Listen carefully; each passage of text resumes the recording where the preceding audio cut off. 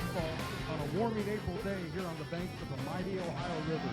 Hello, everyone, and thank you for tuning in to ICRC-TV sports coverage of the Reds High School Future Showcase. And today we bring you a battle of Westside rivals. The Oak Hills Islanders will take on the Harrison Wildcats. I'm Glenn Olson, joined by my partner, David Olson. David, it's still early in a very young season here in the high school season, but both teams are coming into this game off of a loss last night. That's right, Glenn. Edgewood, who looks to be the class of the squawk in the early going, beat Harrison yesterday, or with the 6-3 record, beat Harrison 7-2, while the Highlanders of Oak Hills lost to the Big Blue of Hamilton 11-6. Oak Hills enters today's game at 3-2, while the Wildcats find themselves at 2-2. Back in 2015, these two teams met here on this very same field, and Harrison's Michael Nolman made memories for a lifetime. Yeah, Glenn.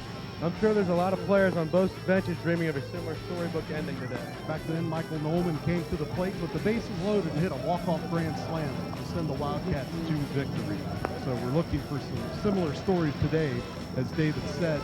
In last year's only meeting between these two teams, things were tight up until we went into extra innings. That's an understatement, Glenn. It was 0-0 going into the 7th inning, and Oak Hills offense erupted and scored 7 runs.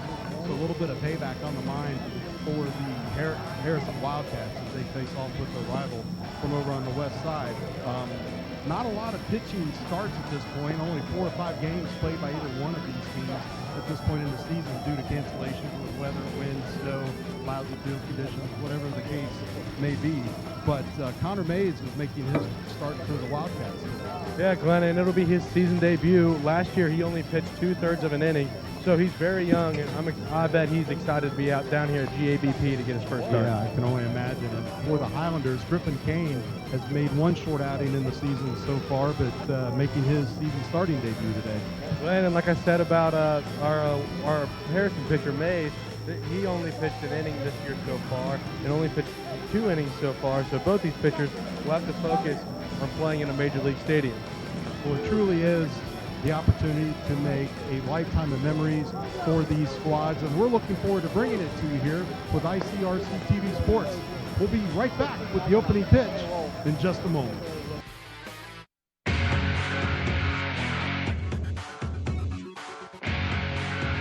And it's a fair ball, and it's to the fence. Oh, and a goal. Walking in front of him, he's inside the 10.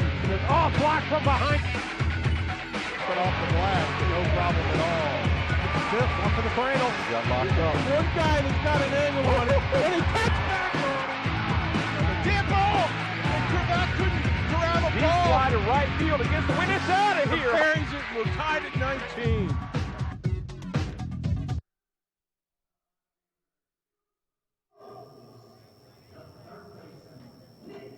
Welcome back to Great American Ballpark. Glenn Olson and David Olson with the action for you.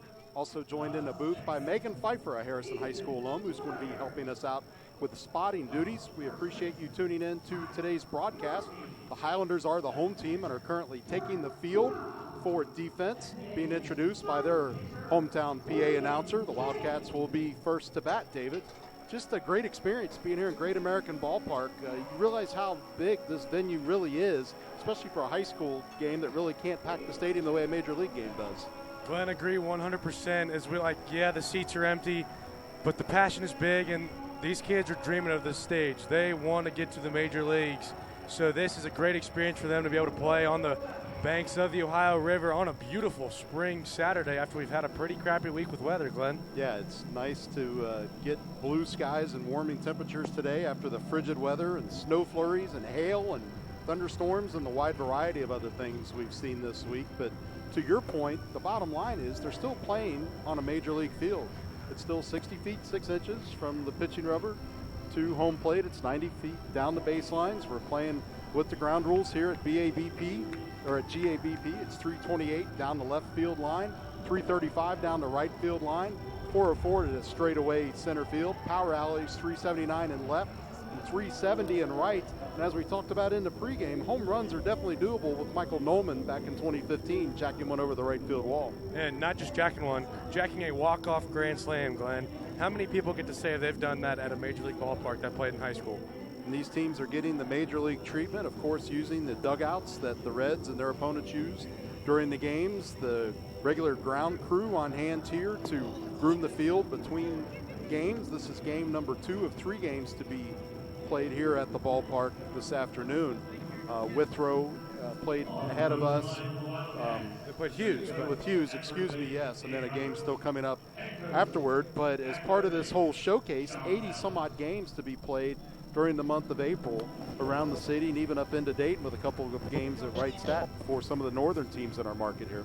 Yeah, Glenn, and all the games so far have been interesting. And I know the Milford softball team played earlier this week, and they got a big win to start their season. So high school baseball and high school softball are in full effect right now, and this future showcase all around the city, not just showcasing baseball but softball as well, getting some teams, some big names, and getting them off to a good start.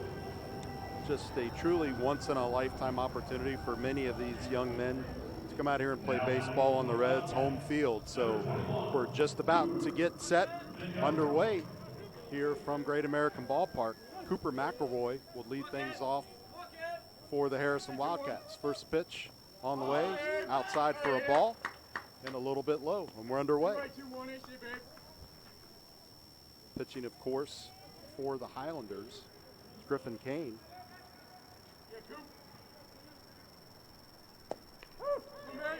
Second pitch, and for a strike. Just inside on the batter, excuse me. 1-1. Hit outside will move the count to 2-1. So this is one of the things we talked about, David. You get these jitters sometimes, you know, especially first start of the season and making it in a big venue like this. This place holds 40-some thousand people. Ball's well struck, but it's going to trail foul down the left field line.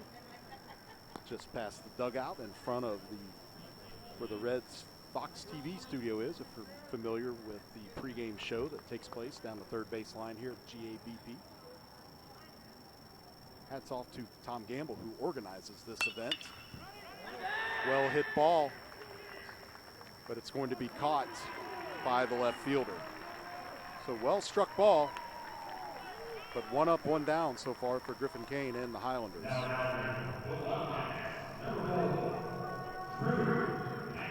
It's Kyle Spilly making the catch for the Highlanders out in left field. Or excuse me. With Schultz, excuse me. Another well-struck ball. Shallow right field, handled easily. 2 up and 2 down. Oak Hills has to be very happy with 2 short pop balls out to the outfielders and get 2 quick outs, because after the pitcher throws the ball, he's got to trust his defense. So we'll see if they can get 3 up, 3 down here and come in the bat. 2 balls hit to the outfield here in the early going. This is Quentin Power. Foul ball back off the screen. 0-1. Ball's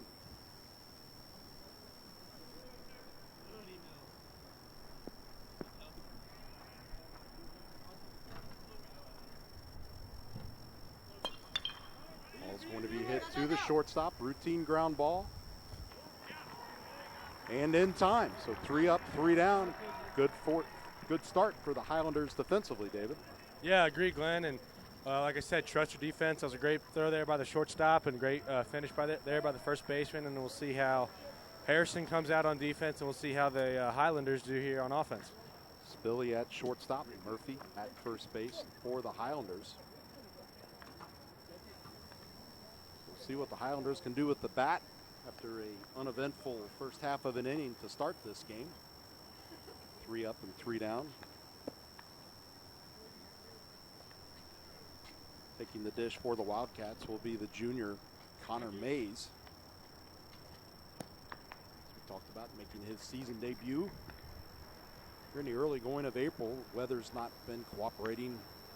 Maybe half the games these teams have been able to get in at this point that they were hoping to get in. And with that, Glenn, what a beautiful day to play baseball down here in the tri-state area. A little bit of a chilly morning this morning. I imagine that 10 o'clock game with Withrow and Hughes might have been a little chilly catching those balls baseball during warm-ups, but it's supposed to warm up to near 70 degrees by the time this game will be finished. Later in the day, 1 o'clock first pitch here on a Saturday afternoon. Reds, of course, traveling their first road trip of the year, out taking on the St. Louis Cardinals after a successful homestand. Ended 2-1, an opening day in the opening series. Last night, Amir Garrett makes an outstanding Major League debut for the Reds, pitching a gem against the rival St. Louis Cardinals. So fans, lots of good baseball to look forward to here the rest of the way. 78 more home dates to come. And has the Reds faithful pretty excited in the early going of the season. So Drew Weddick will lead off for Oak Hills here in the bottom half of the first inning. He's a junior outfielder.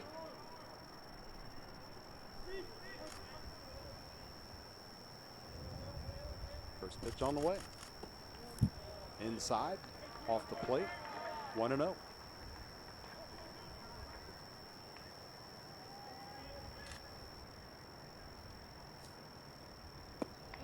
Second one's outside. Come on, Connor.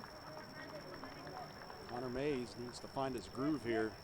Can't quite get his control where he wants it in the early moments of this game. Third pitch is outside, 3-0. Step off and wave his glove in a little bit of frustration. Try to get one across the plate.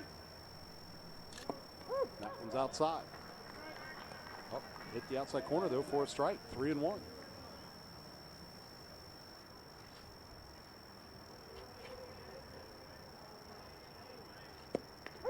That one found the inside corner. Worked the count from 3-0 to full count. Great recovery here by Mays to get back to a full count and to what he wants. And Weddick having to swing now, and he does. Ball's going to be hit out to left center field and will be hauled in effortlessly. So what looked like was going to start with a walk turned into a fly out to the center fielder. Esterman patrolling center field for the Wildcats. Bailey Esterman, a junior. Kronzup is going to offer at the first pitch. It'll be fouled back into the expensive seats behind home plate. Scout seat area here at Great American Ballpark. 0-1.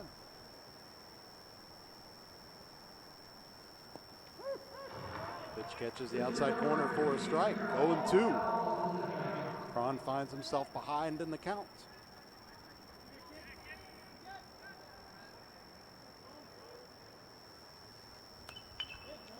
Fouled off the outside corner, directly behind the netting, protecting those visitors that sit in the diamond and scout seats. Count holds it 0-2, one down. Foul ball will stay in play. Nope, it's going to trail over into the Highlanders dugout and then bounce up into the stands for a souvenir. You don't see that very often. Or a fan doesn't even have to get out of their seat to reach for a foul ball. Yeah. Normally there's a scrum for them. Ball thrown back to the Highlanders dugout. Hard hit ball out to right center field and will be hauled in again by the center fielder, Esterman. So 2 up, 2 fly outs to the center fielder for the Highlanders. Well, and you can definitely tell it's not a hot summer day. The balls aren't popping off the bats just yet, but that 1 o'clock game, or the game after us, pardon me, will be interesting to see how the balls are coming off the bats and if they're getting deeper fly balls. Nick Diefel looks at a strike, or Diefel, excuse me, looks at a strike right down the heart of Broadway. 0-1. Second pitch is inside. Works the count to 1-1. Imagine being here early in the season. We're going to see a lot of different pitchers today, David, unless somebody gets on a roll. Just haven't had a chance to get the arm strength built up yet. And then, of course, with the OHSAA, there's the new pitch count rule up to be aware of this year. Protecting those young players' arms. Another foul ball. Hit back behind the plate. Count holds at 1-2. 2 outs for the Highlanders.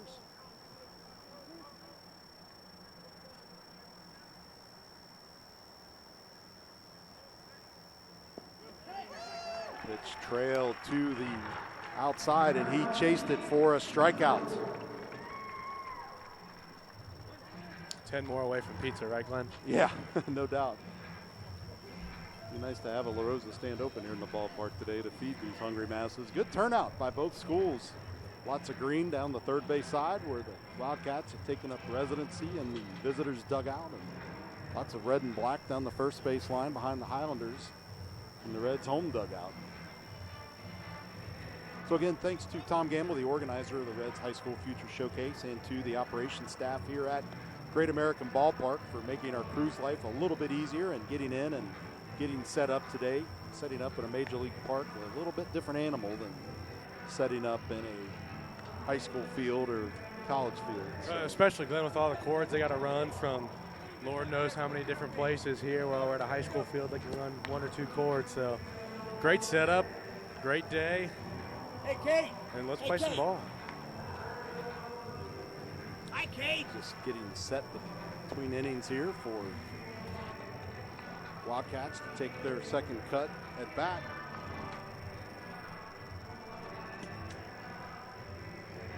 And once we get underway, David Olson will be taking over the play-by-play duties here for the second inning. I just can't say enough what an absolutely gorgeous day to play this game here on a Saturday afternoon in early April in the greater Cincinnati area. Grounds crew here at GABP, of course, had the grass in magnificent shape for the opening series this week against the Phillies. To get a hold of some of those fertilizers they use to get that grass greening up in late February the way they do. Yeah. Not a cloud in the sky over here on the Cincinnati side, but we go over to the Northern Kentucky side. Just a little bit cloudy, Glenn. Now with the play-by-play, David Olson.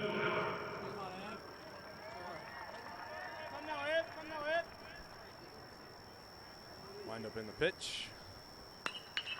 Hard hit ball down the right field line. That could be a 2-bagger. He's going. And a double to start off for the Wildcats. Well struck ball down the right field line was brought in by the Highlanders right fielder. But Miller was well on his way to second base by the time it hit the second baseman as the cutoff man. Logan Weber coming in for the Wildcats. Another left-handed or right-handed batter, pardon me. Miller with a good lead off second. Foul ball.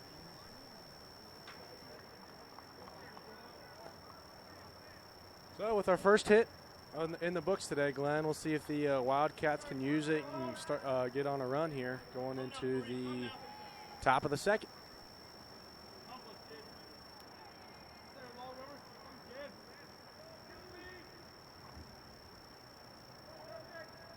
Kane with the pitch, just a bit outside.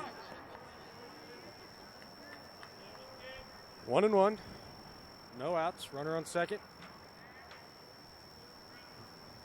Weber getting his signs.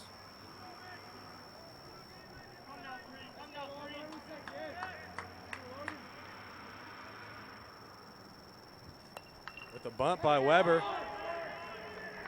Kane elects to throw to first and overthrows him. And that'll score a run for the Wildcats. And Weber slides into second off the bunt in the air. Miller will race home after the overthrow to first base.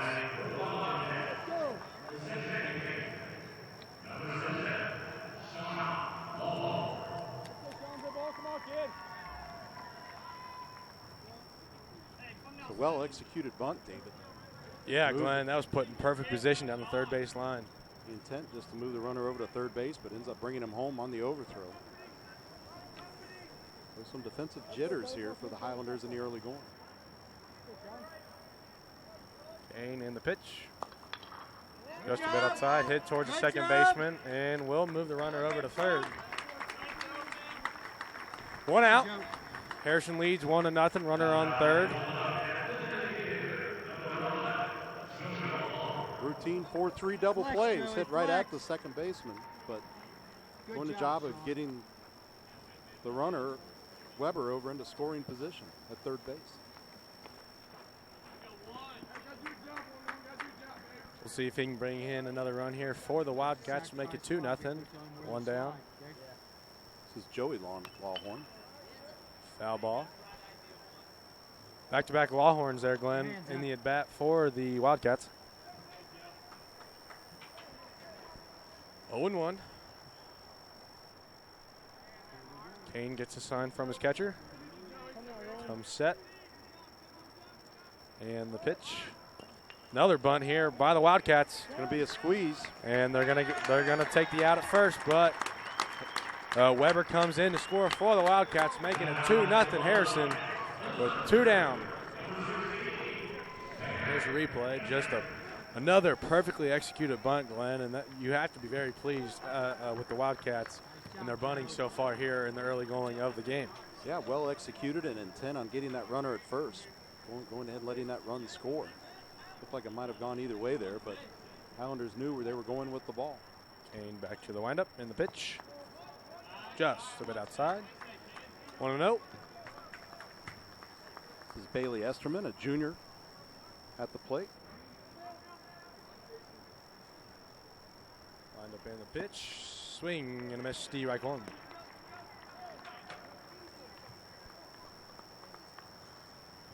Bases are cleared. 2 down. 1-1 count. Kane going from the windup. Another outside pitch. 2-1.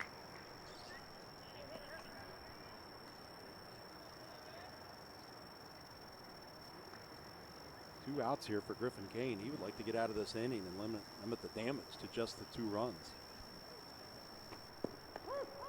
Hits the outside corner. Strike 2. We got 3 twos on the board. 2 balls, 2 strikes, 2 outs. Let's see if Kane can get out of this inning here.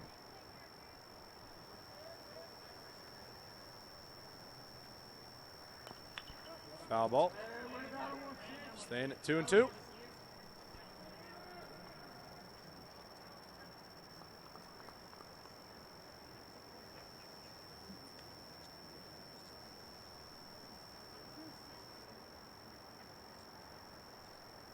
Wind up in the pitch.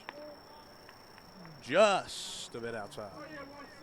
He was flirting with that corner there, Glenn, and now we've got a full count, 2 out, top of the second. I think Esterman thought maybe it was going to be a touch outside. Never really took a motion to swing at it. Swing and a miss, strike 3, and we get out of the top of the second. But the damage was done. 2-0 Harrison as the Highlanders come to the plate. Anything you saw there, Glenn, that was intriguing? Well, just as we talked about, well-executed bunting by the Harrison Wildcats. It seems like in some of the lower levels of the game now, bunting is getting to be a little bit of a lost art for them. But if you want a chance to compete at the varsity level in high school and move on to the next level, whether it be college or the major leagues, you've got to be able to bunt. And I've read some things in the media the last couple of years where a lot of pitchers are making their way to those upper levels and having to learn how to bunt once they get there. But obviously not the case with the Harrison Wildcats. They teach the bunt and execute it very well from what we've seen so far. Yeah, Glenn, and there's just a lot of confusion. None of the corners were charging there and leaving it to the pitcher. And, I mean, a lot of confusion there what they were going to do, and great execution here by the Wildcats as we're going to start off the bottom of the second here in just a moment. I do want to give a shout-out to Harrison coach Sean Souders. He's been in that role for several years now, taking over for the legendary Dan Bader, but it's obvious and you expect it at the varsity level, I guess, so it's kind of Captain Obvious for saying this, but they teach their team the fundamentals out in Harrison. And we'll have a pitcher versus pitcher battle here as Kane comes to the plate for the Highlanders. Batting left-handed, no shift on for the Wildcat defense. And a hard struck ball to the power alley. That'll be a two-bagger. Maybe three. See how quickly they can get the throw in. And little miss there on the cutoff, but leadoff double there for Kane. That'll get his confidence back up when he comes back out on the mound that he's probably settled down now. Yeah, and just a well-hit ball, as you said, David, out into that power alley toward the alley's bargain outlet sign, 370 mark. So, well-hit ball. A little bit of adversity for the Wildcats right off the bat here, the bottom of the second. You got Penwell at the plate for the Highlanders, the right fielder. Kane takes a lead off second. And another hard hit ball over the left fielder's head. Kane should be rounding it for home. He rounds third. Penwell holds up at second. Back-to-back doubles for the Highlanders as Kane scores 2-1 Harrison. Like that ball should have been caught by the left fielders, and that's one thing I was beginning to wonder about. Obviously, when you're playing in a high school park, you don't have these kind of distances. And making the adjustment to these longer distances to the fence here, where do you set up out in the field? So, yeah, it should have been caught, and we'll see if they do end up making the adjustment here. Another nice lead off second. Outside, 1-0. There's catcher coming out to talk to him, calm him down a little bit. Well, you look at where your center fielder is stationed at this point, your right fielder is stationed at this point. The left fielder is playing a little bit deeper, maybe closer to a major league distance that you might see on a Reds game here in this field. So definitely not the case with the center and right fielder unless there's a pitcher at the plate or pinch hitter who knows coming on just to try to sacrifice. Yeah, I think they don't want to get burned, or the left fielder doesn't want to get burned again, so he's going to camp out a little bit deeper. And the right fielder and the center fielder are going to test the hitters to see if they'll put one over them. And foul ball, 1-1. Well, and as the old saying goes, it's easier to run in on a ball than it is to chase one over your head and shoulder. You taught that preachingly. Yeah, some of the, and it certainly doesn't apply to high school players, but some of the younger players in the game tend to play too shallow and end up paying for it when you get a well-hit ball. Trying to track it down and not lose your balance, looking up into the sky and over your shoulder, gets to be a bit much. There's a ball to right field. We'll see if he'll go. Nope, he will stay at second. One down as Murphy comes to the plate.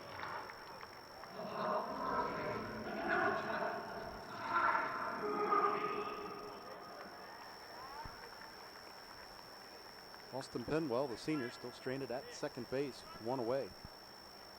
Murphy gets comfortable in the right-handed batter box. Mays looks in, sign of the pitch, and a check swing, foul ball. Strike one. If you had the over-under on foul balls today at about 50, I think you may be a winner. Seen a lot of foul balls here through 2 innings so far. If you want to go cash that England, Jack Casino's right down the street. I can't go in, but you can. No sport book in Ohio. 1-1. One down. Penwell at second, taking the lead. Mays sets, pitches. Straight up, foul ball. And to all of our members there in the Diamond Club, there's a souvenir. Well, we were down in the left field loading dock area when both these teams arrived, and they brought in a couple dozen baseballs for warm-ups. Be curious how many game balls they brought with them, because some of these are getting to areas where there's not fans sitting to throw back to them. And he lands one down there the left field line. Penwell will score, and another double for the Highlanders. That's 3 doubles for the Highlanders in the bottom of the second, and we've got a tie ball game. Can't hug the line much closer than that. Yeah. It didn't look like he swung all the way. It was kind of a check swing, and he just got lucky and found a spot where the left fielder was, and since the left fielder is playing deeper, he had to run a little bit for it. High first pitch from Mays. All tied up at 2 now. Here in the bottom of the second inning, 1 out. Another lead off second. Sign, sets, pitch. just a bit inside. Nice job by the catcher to track that ball down. It didn't get away from him and allow Spilly to advance over to third base. Yeah, it's the last thing the Wildcats want to do is give up another run here. Murphy, excuse me. Pitch. High fly ball. Still in the infield. The shortstop gets it. 2 down.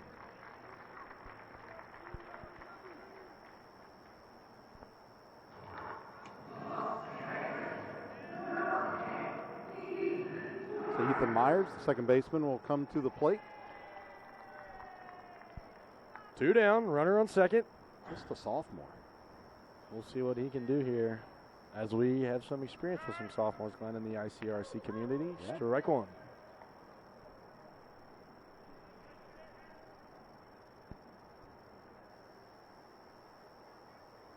Mays gets the sign, checks the runner, pitches, swing and a miss. Strike 2.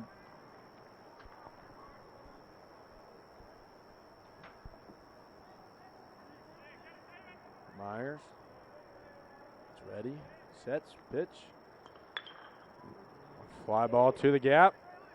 Great communication there by the center fielder, and out number 3. Damage was done there again by Oak Hills. We've got a score, 2-2. We're going back to Glenn at the top of the third. Well, we thought we'd see a pretty closely contested game, and indeed we did have so far. Yeah, Glenn, they're answering each other, 2-2, and Oak Hills was hitting the ball a little bit harder, but we'll see how their defense comes out here and if they can contain the Wildcat offense. So the Highlanders have been through their order. Myers, the last hitter in the batting order, so coming back into the third inning, Wedrick will get things let off again as he did to start the game.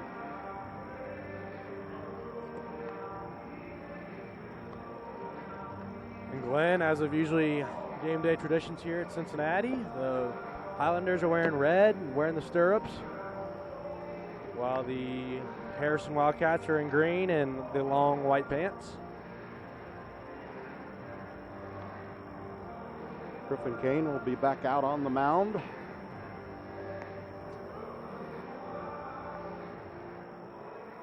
For the Highlanders.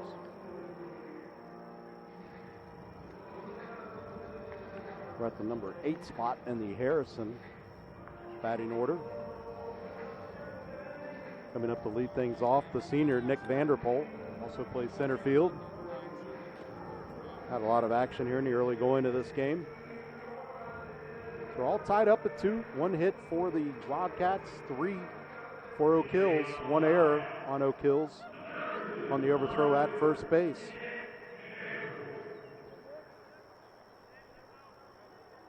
Back underway with the third inning. Pitch is on the way.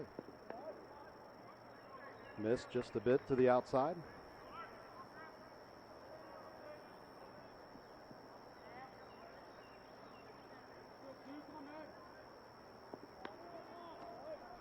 Just a little bit low on that one.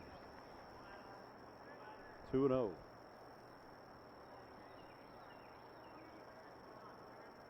See what King can do. Try to find the strike zone. He struggles with that pitch, sails to the outside away from the batter. 3-0. See if Vanderpool has the take on. If he's got the green light to go after a good pitch. But doesn't matter. He'll take the walk. Not a good start there by Kane to give them a free batter, but we'll see if Harrison can use it and take the lead back and get a hit here, Glenn.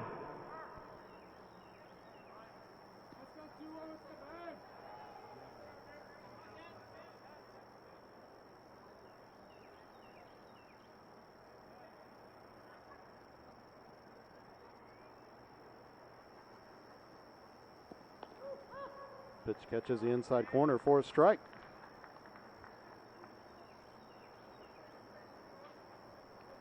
Seen a substitution here in the early going as Cooper McElroy steps into the spot previously occupied Throw back over to first base, not in time. Being a little cautious with his lead there, as he's got a left-handed pitcher who is staring him down until he decides to go to the plate.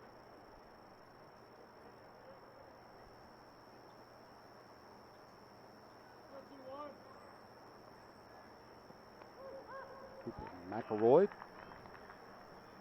took the second strike.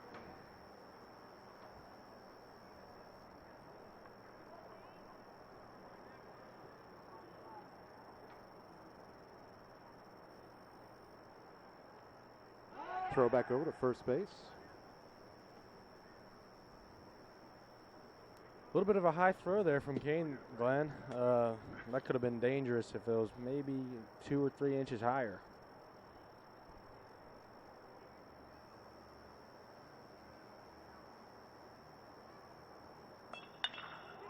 Hard hit ball.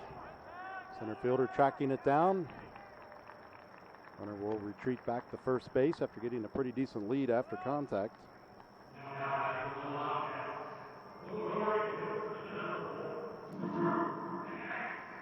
Seems like the Highlanders defense is respecting the Wildcat offense, and they're playing a little bit deeper than the Wildcats are, as the right fielder is back a little bit deeper than normal.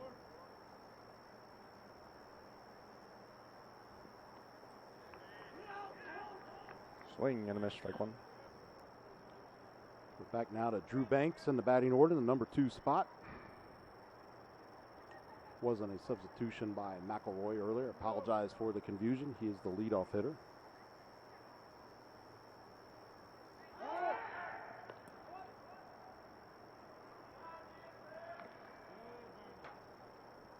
Kane keeping him honest.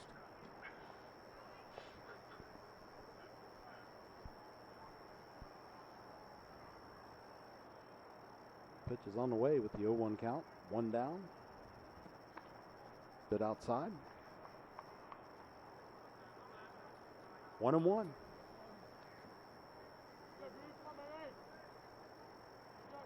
Wildcats trying to get Vanderpool moved over into scoring position. Pitch is on the way. He's got a good start, and he'll be in there safely as the catcher couldn't come up with the ball, trapped it down in the dirt.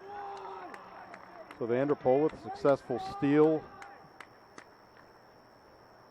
of second base to move into scoring position. Looked like he slipped a little bit when he tried to stand up there and missed the bag. He's lucky the catcher didn't have a throw down. They could have tagged him out on that one. Yeah, well, I'm sure the field's just a little bit slick. You've got the stay dry material on it as well as the hose down that it got between games by the Reds ground crew. Foul ball. Bounces off the front of the third base dugout. 2-2 for Drew Banks. The senior. Right-handed hitter. Vanderpool, the comfortable lead. Shortstop creeps in behind before heading back into the hole. Outside. Full count. 1 away. See if Kane gives Banks something to offer at.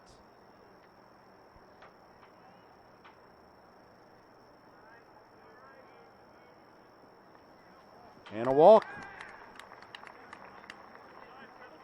It falls inside. Again, the catcher having a little bit of trouble catching the ball cleanly. So runners at first and second, just 1 out. And due up is Quentin Power. Power grounded out to the shortstop back in the first inning to end the first. But an opportunity to get a couple of runners moved around here. No action in the bullpen by either team yet so far here in the third inning. Outside.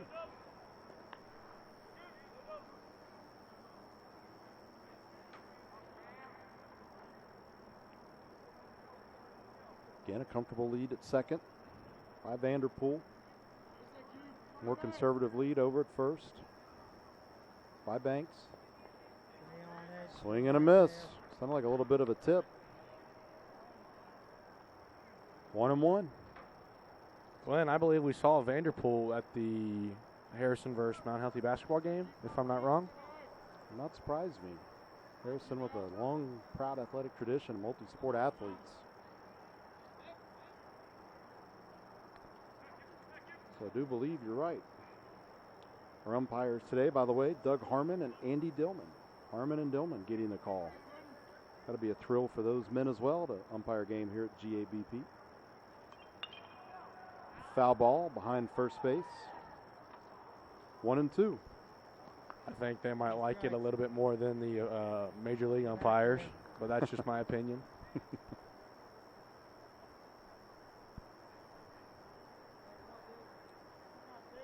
1-2 count. 2 runners aboard at first and second.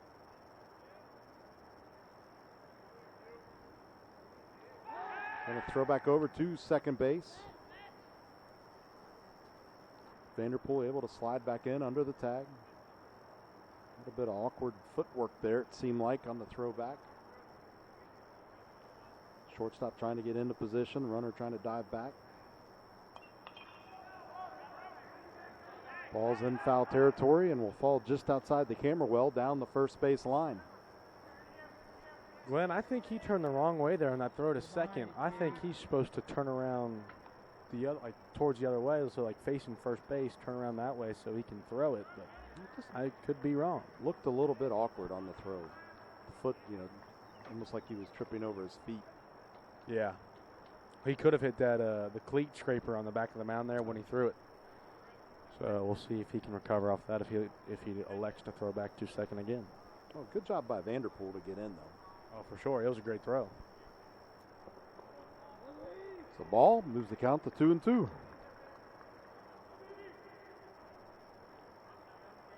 Griffin Kane is going to get his pitch count today for sure at this rate. Seems like a pretty tight strike zone. Both pitchers having a little bit of a hard time trying to find it. There's going to be a ball hit down the third base line, and we'll sail foul into the seats before ricocheting back out onto the field, stirring a couple birds awake over there. Third base seats.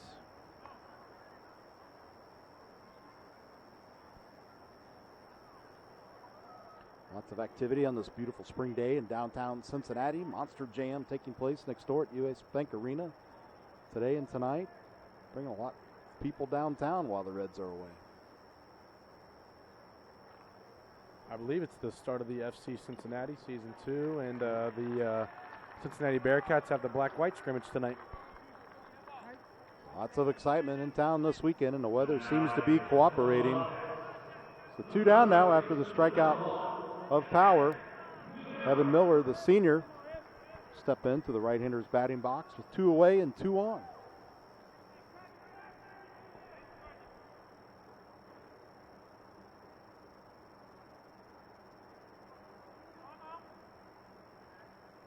Timeout called by the umpire on the field.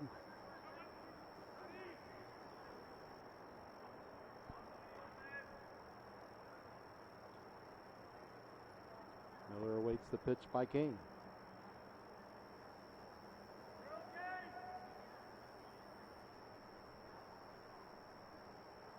Outside. 1-0. Kane took a long time getting that pitch to the plate after the timeout. Seems like he may have a hard time finding a little bit of a rhythm out there today. Agree, Glenn. Most of his pitches have been on the outside corner, and they're either hitting it or they're just missing it. So we'll see if he can adjust. There's a pitch. It finds the inside corner. 1-1.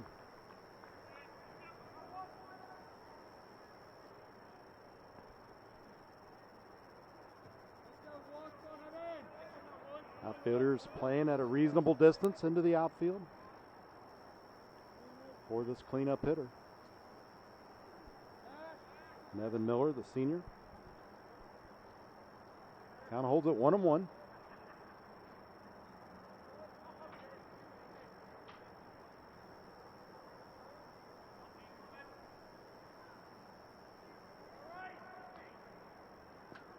Pitch is outside. 2-1.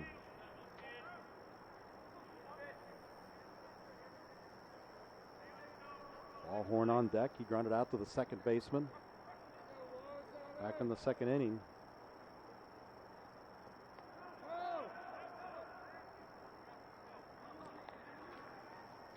Again, another low pitch. Works the count to 3-1. Catcher able to trap that ball and keep the runners from advancing. They're on their toes, ready to go. Looks like seems to be some action down there in the Oak Hills bullpen.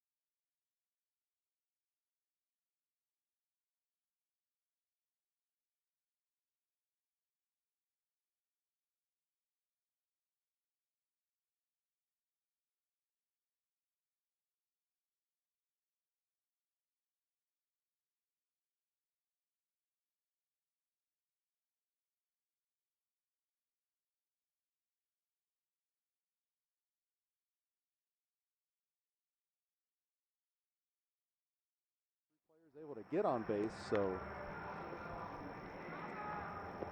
starting to see some stirring down in the bullpen, down the right field line, where the Highlanders have taken up residency at the moment.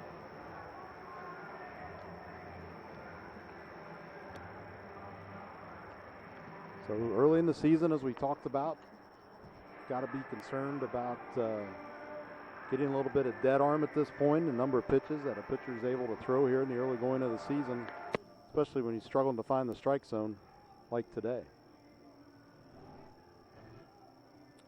So it shall be interesting to see what transpires here moving forward. Mays still on the mound for the Wildcats. Be facing Wederick. Start things off here in the bottom of the third. All tied up at 2.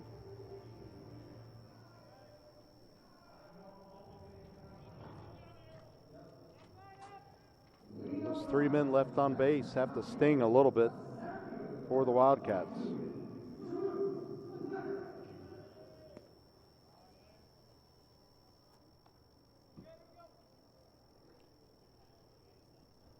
Sweater takes the first pitch for a ball.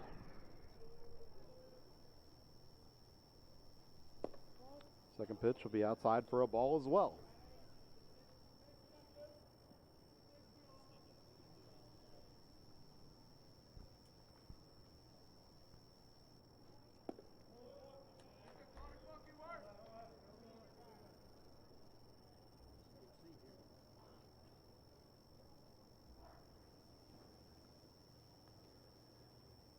Mays with the 3-0 count. Finds the outside corner for a strike. Mays just probably trying to get warm again. He was in that dugout for a long time. He's got to get that thing back to where he wants it. Way outside there, to your point, David. Hard to keep that arm warm, and despite it being a beautiful day, it's by no means warm to the point where a pitcher would need to keep a jacket on that shoulder to stay loose in a long half inning, as we discussed. So runner on first, no outs.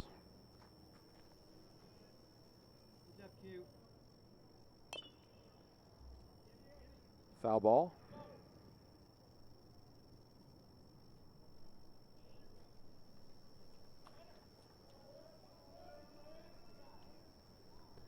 Brett Cron, the senior.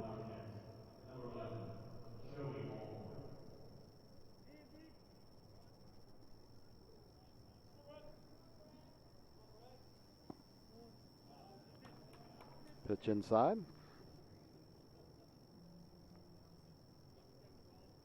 1-1.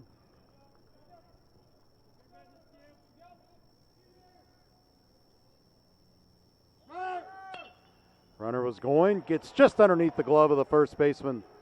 Runner will advance to third, so we've got him at the corners with no outs. Just under the hand of a diving first baseman, or the glove, I should say, excuse me. For Cron. Catcher comes out and calls his play about the first and what the runner's on first and third to let the infield know what to do here if they are hit the ball. Runners at the corners. Nick Deifel, the junior, comes to bat. He struck out swinging in his last at bat. First pitch is outside. It's both pitchers struggling to find strike zone today, David. It's not an umpire strike zone at this point. It's a control problem. Yeah, and the umpire's been a little lenient with the corners, as we saw there, as it just hits the corner. But, yeah, Glenn, they are, as we said, they're both trying to find that outside corner, and they just can't find it. Wow, another pitch way outside. Catcher able to track that one down.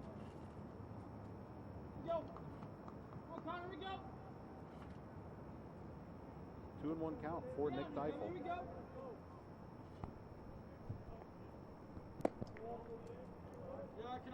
Another ball, 3-1.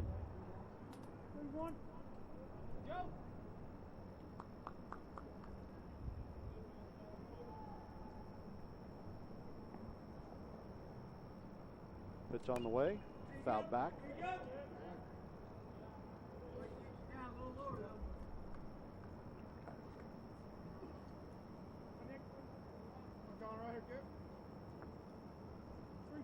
Three-two count. For Deifel. Runners at the corners. Payoff pitch outside.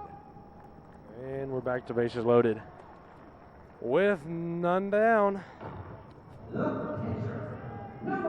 Bases loaded, no outs. Griffin Kane had a hard hit ball to right center field his last at bat.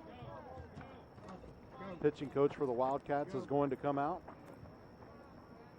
Looks like Harrison's going to send someone down to that visitor's bullpen down the right field line and get him loose for a fourth inning if the Wildcats can get out of the third inning here. So, Glenn, we'll see if we might see a double switch on the pitching mound next inning from both teams. It's going to be Christian Coldiron, who is a junior, making his way down to the right field dugout to begin getting loose.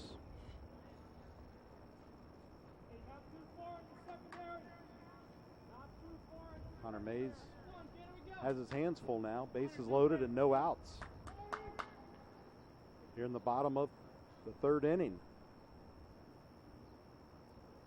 First pitch on the way. Get him 12. A little bit high.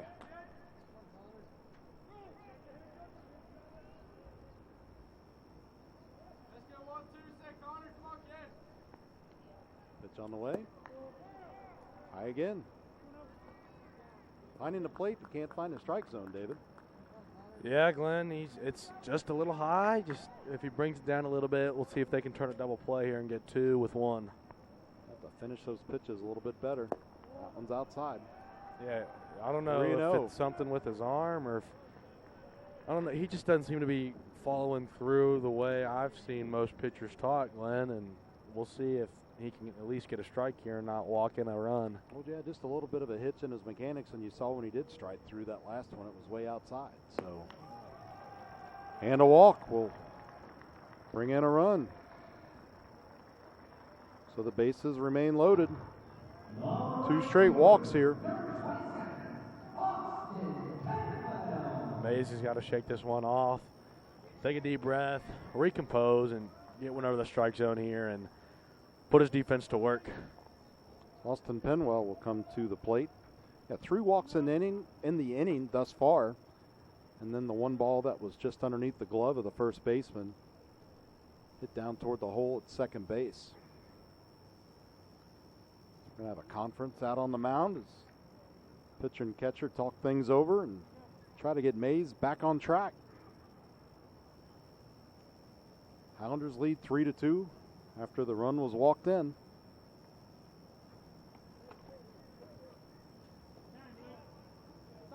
Timeout called by Harrison. Another trip to the mound, so this will result in a pitching change.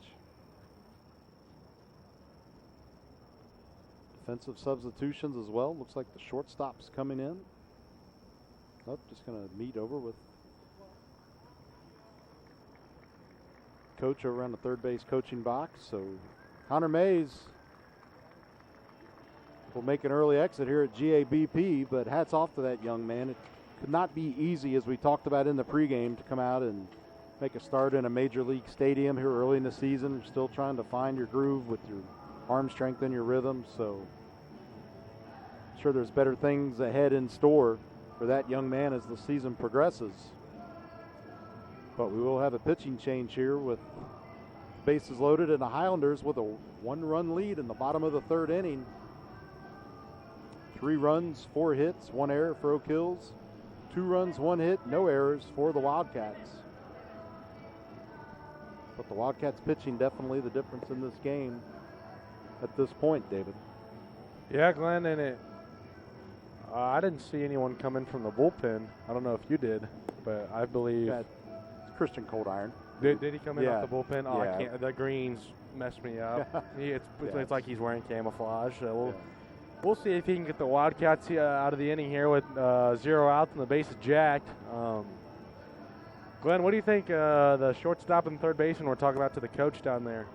I think just talking about what to do if the ball's hit to them to try to limit the damage. From the run perspective at this point, I mean, still a manageable deficit at 1 run, but don't want to go the wrong way with a ball hit to you and have an opportunity for 2 or more runs to score easily. So I would imagine just a conversation on where to go to the baseball and what's the best play defensively to make. In your opinion, what is the best play to make? Well, depending on where it's hit, you know, you definitely want to try to make limit the damage. So either going home or over to third base on a force would be ideal, unless it's hit to the first base side, and then take the easy out and maybe hope for a quick throw home to the plate, depending on the foot speed of the runner at third base. Got a ball hit to third. You think you try for the double play, going with the 5-2 to 3 double play, or? And I think you just want to limit the run at that point, and anything else you can get is cherry on the sundae. You rag one. A bit of pop on that one coming in from Cold Iron, despite the limited warm-up time that he had. So 0-1 count. Second pitch on the way. A little bit of Harrison thought maybe it was a live ball. Penwell backs out of the batter's box. Thanks, Blue. Great hustle there by the pitcher to kill it. Yeah, heads up play. 1-1 for Austin Penwell. Ball's going to be hit gingerly to third base. They will go home and take the force there.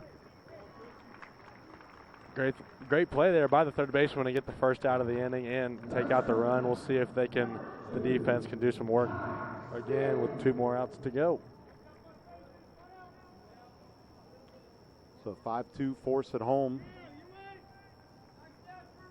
for the first out of the inning. But the bases are still loaded up for the Wildcats defensively, facing a loaded base situation by the Highlanders, I should say. So Spilly, who hit a ball hard to the right fielder to fly out in his last at bat, quickly finds himself behind in the count, 0-2. So Cold Iron's bringing in some velocity. May have been lacking the first pitcher in the game.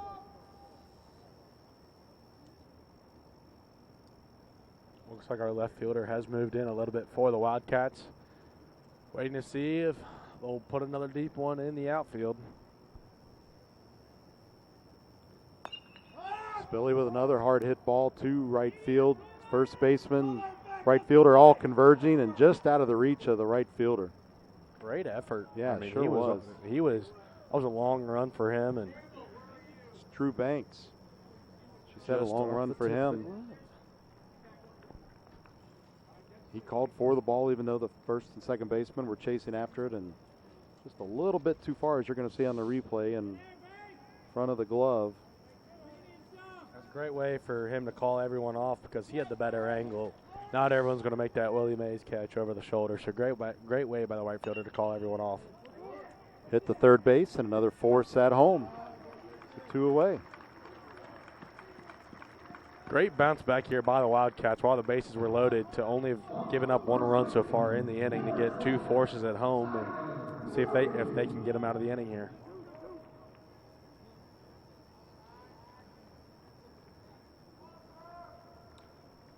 Oh, still loaded up here.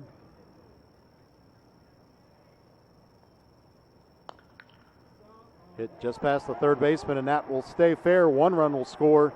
2 runs will score as the left fielder still trying to track it down. Third run's coming around. It's going to be a stand-up double and no play at the plate. So a 3-run double for Murphy. Nice piece of hitting there. And that's not what the Wildcats wanted to see as they go down 4 here. And 2 outs. We'll see if they can get out of the inning, limit the damage, and come back to the plate and get the bats hot.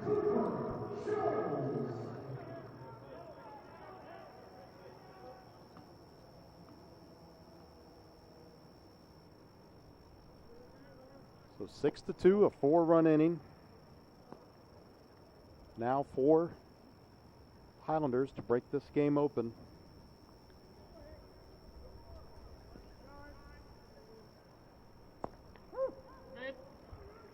One and one. Count on Scholes.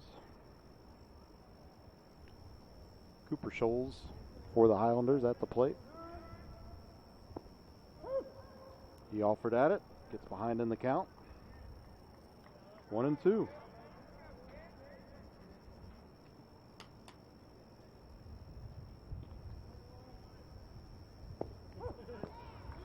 And the inning will end on a check swing strikeout by Cooper Scholes.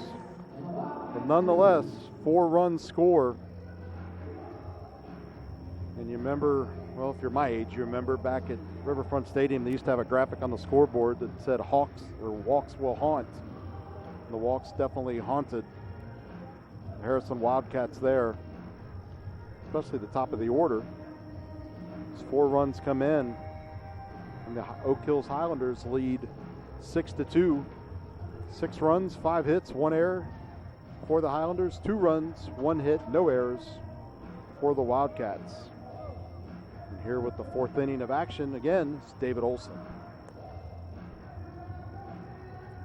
Looks like we have a new pitcher on the mound for the Highlanders.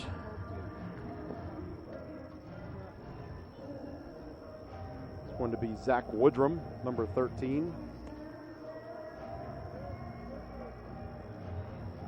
So a different look for the Highlanders as we're going from a lefty to a righty, and we're going to start off the inning with the Wildcats batting.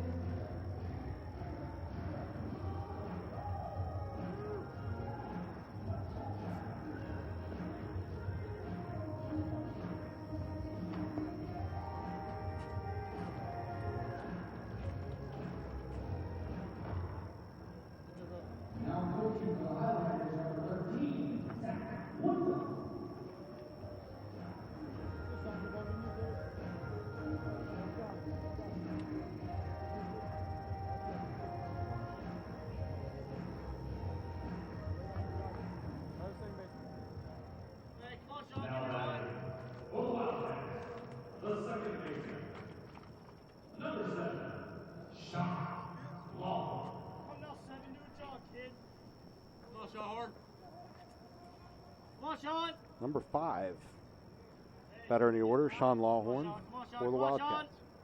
Pitch, check swing, Steve Agwon. Woodrum getting ahead in the count early. Lawhorn chokes up on his bat a little bit. In the dirt, 1-1.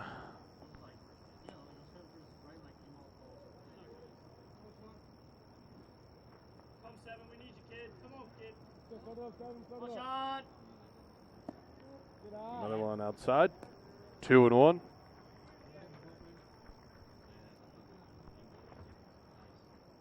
Woodrum gets a sign. Wind up. Pitch. Outside. 3-1. Lawhorn's got a batter's count. Looks down to third base, and his coach gets a sign. Steps back in the box. And here's the pitch. Just a bit outside. Oh. Calls it a strike. Strike 2. Full count.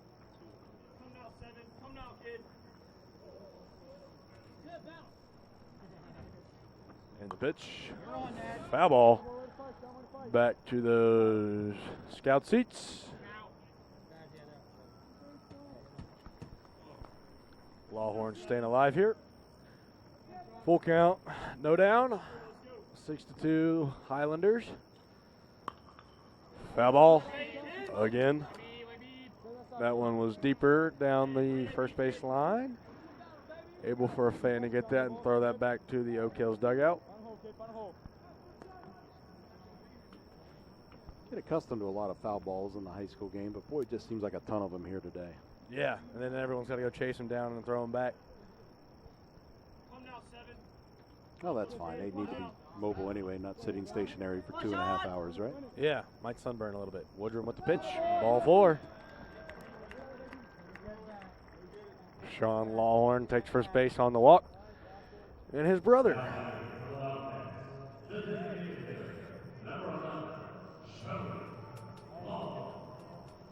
Sean's brother Joe at the plate, the DH for the Wildcats today. Steps in. Woodrum from the stretch. Checks his runner. And the pitch. Just a tad bit outside, ball 1.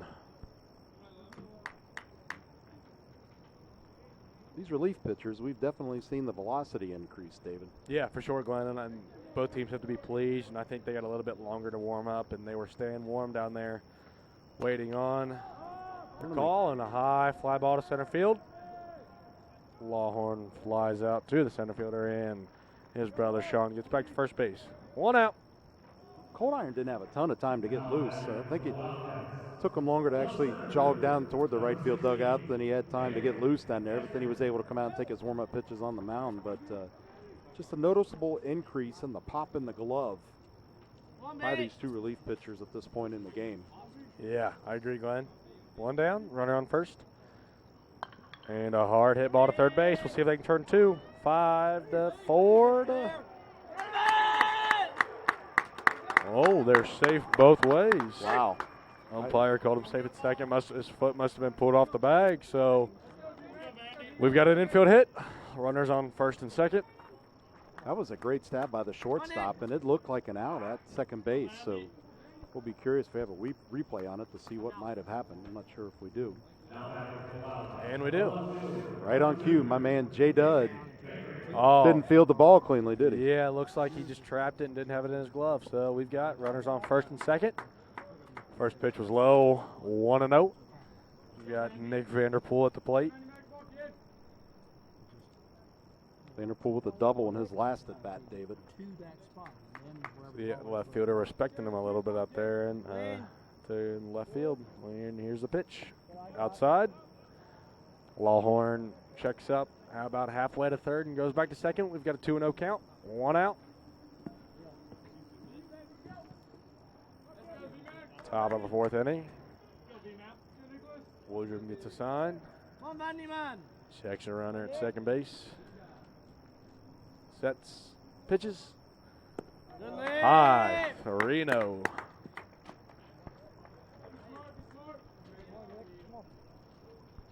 Well, he started the inning strong, but with 3 straight balls here, we'll see if he can give him something to hit. I believe Vanderpool will be taking this pitch, if it's a strike or not, and we'll see. And another low and outside pitch. The bases are loaded. We'll see if the Wildcats can use it and get a run here, as we've got an infield conference called by the catcher. Just trying to calm Woodrum down a little bit and get his groove going and for him to find his routine. Unofficially for Woodrum here in this inning so far, David. 2 walks, well that's official, but by my pitch count, he's thrown 9 balls and only 2 strikes. We'll see if he can recover here, Glenn. We've got our own statistician.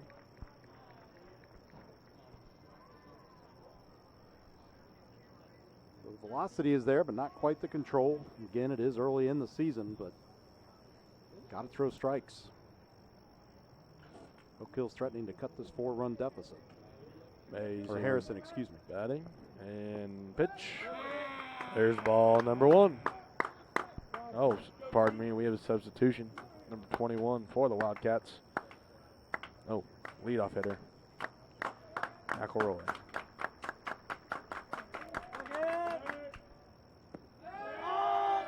Another high breaking ball. 2-0.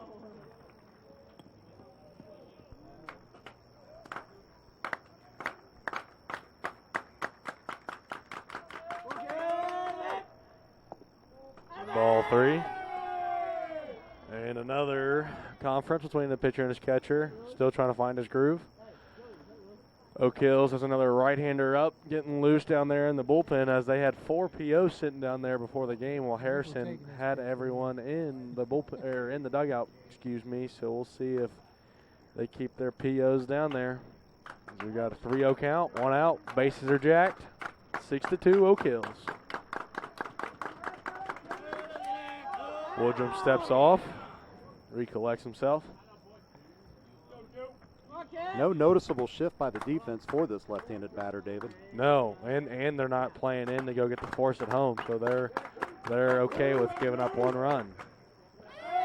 Ball 4, walks home a run, makes it 6-3. And it looks like we've got a pitching change coming. Yep. So short inning of work here for Woodrum. Got 1 out, walked 3, and he's headed to the dugout. So while we've got a break in the action, we're going to do a little Ask Glenn section while Marty is away in St. Louis. So Glenn, Katie in Milford wants to know, what is your go-to baseball food? Go-to baseball food. Well, when you're at Great American Ballpark, you've got to get the just plain old regular hot dog. Oh, I agree 100%. Especially when it's dollar dog night, but the problem with that is you got to wait in line and miss a half an inning or more of play. True. Or you could just go up to the view level here and pay $1 for everything and miss a few innings, because I don't think missing inning or two is going to hurt you, but a dollar hot dog can go a long way.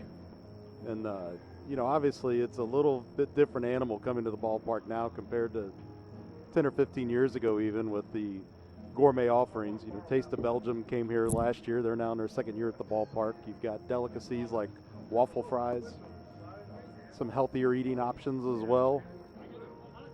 Wide variety of beverage selections, including craft beers that are very popular here in Cincinnati now. And as we saw, Cincinnati favorite, Graders, was just added to the Great American Ballpark menu.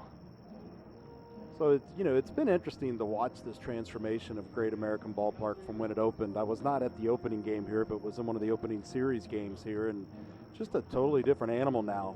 2 years ago, the scoreboard and video screen was added in right field for the All-Star game when it came to town. You've got the pilot house out in center field.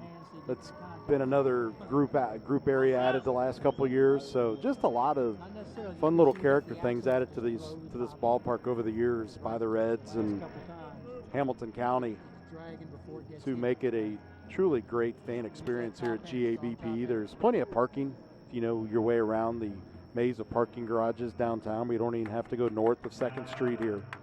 So just if you're a resident of the area or fan of ballparks, need to come in and check out a game here, GABP.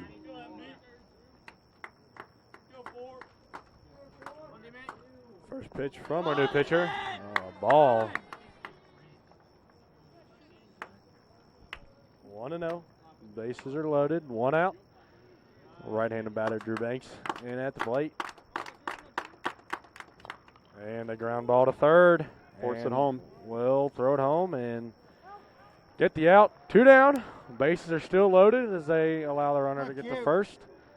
We'll see if the Highlanders can get out of the inning here with only giving up 1 run. So just the first out of the inning. Just a little short, soft hit ball to the third baseman. Great play to get him out at home. And back to live action. Number 22 batting for the Wildcats. Stretch and the pitch. Foul ball. Relief pitcher is Dan Weber, wearing jersey number 3. Weber is the second left-handed pitcher we've seen today for the Highlanders, and I believe he's the last left-handed pitcher in the Highlander roster. Weber comes set, and the pitch just a bit inside. 1-1. Glenn, it seems like Weber's got a little bit of a sidearm action working here early in the 4th inning, so we'll see if that has any effect on his arm. Well, and that's an adjustment that a batter has to make. You're getting used to that sidearm delivery, as opposed to coming over the top. Low, 2-1. Wildcats controlling the plate and the strike zone at the moment. Pitch. Strike 2. 2 balls, 2 strikes, 2 outs. Bases are loaded. See if Weber can get out of the inning here for the Highlanders. Gets a sign. Shakes him off. Likes it. Sets. Pitches. There you go. Ball hit to third. That'll score 1, 2. And he'll take the cutoff and single there by Power. And then that gets the game back 6-5 Highlanders. As number 1 Miller, the third baseman, comes to the plate for the Wildcats, trying to make this a tie ball game with a runner on first and second. And 2 down. There's a replay here. Just a great piece of hitting, finding the gap between the third baseman and the shortstop, and a great play by the third baseman to cut it off and throw it back to second base. Weber tying a shoe, trying to compose himself here a little bit.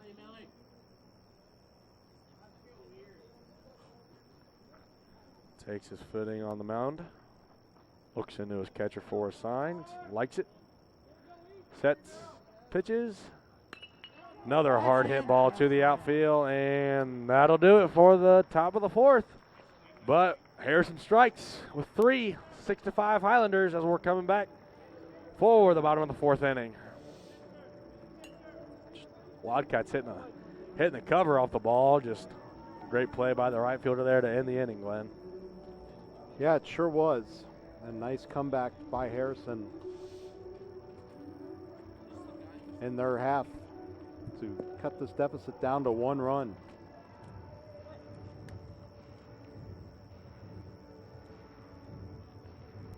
Again, this is big league weekend here at Great American Ballpark. Oak Hills leads Harrison 6-5. The Reds Future High School Showcase sponsored by Skyline and Cincinnati Children's Hospital. Looks like we've got some young baseball players taking in the game with their uniforms on. Might have a game down in the area later. Might just be checking out what the big guys are doing as we're going to the bottom of the 4th. Well, if you play baseball and not playing today, there is a problem. You got to at least be at the batting cages. If you guys are, it's like an off weekend, go hit, go throw, go play some catch. I think most, select or parks that host select baseball, probably even Knothole, were able to get the fields playable today. Good breeze yesterday, starting to bring in some warm air. Pretty sunny for the most part yesterday, so most fields should be playable today. I think they didn't have a game this morning. They're on their way to one later. Cold Iron will remain on the mound for Harrison. Again, he's a junior. 5'8", 135. A lot of pop in that frame, though.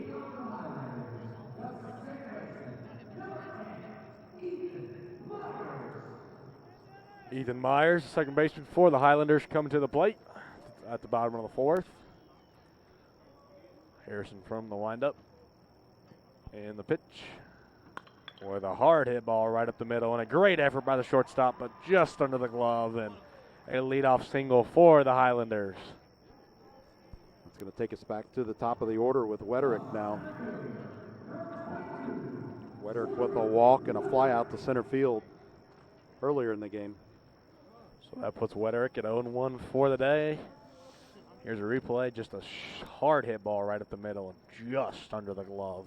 Yeah, great diving effort by the shortstop. As Wetterick steps in on the left-handed box and tries to lay down a bunt. Foul. Steve, right one. 0-1, runner on first. We'll see if Wetterick tries to lay down another bunt here and get a runner in scoring position. Attempted a drag bunt there, it looked like, David. Those are tough to do in baseball. Softball, those are more common, but baseball, it's tough to get a running start and keep the ball in fair territory. So the St. Xavier Bombers have made their way into the park and taking their seats behind the third base dugout. They'll be taking on the Bluebirds of Highlands in the nightcap here at GABP. Glenn, I think they might be playing Moeller with Hamilton playing earlier today, but I could be wrong. Moeller played Baden last night, I believe. I was wrong. So we've got a 1-2 count. Runner on first. No outs. Wetterick at the plate.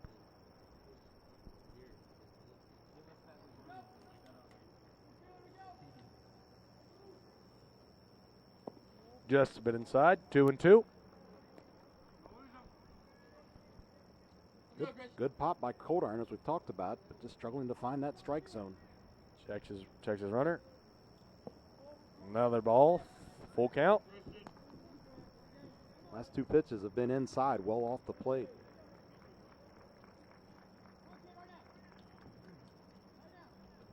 Sets. Pitches. Myers is going. Oh, hard hit ball down the first base line, but foul. Great dance move there by the first base coach. Get out of the way of that hard hit ball. That one would have stayed fair. Myers would have been at third at a minimum. He had a great jump off of first base. Yeah, for sure. Full count. Wetterick staying alive. Checks the runner. Pitch. Fly ball hit to the alley. That's going to be over, isn't it? Nope. Underneath it And to center catch. fielder. No tag by the runner. 1 out.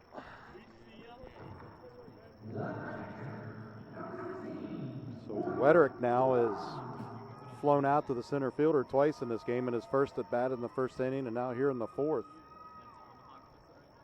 Had a walk back in the third and eventually scored.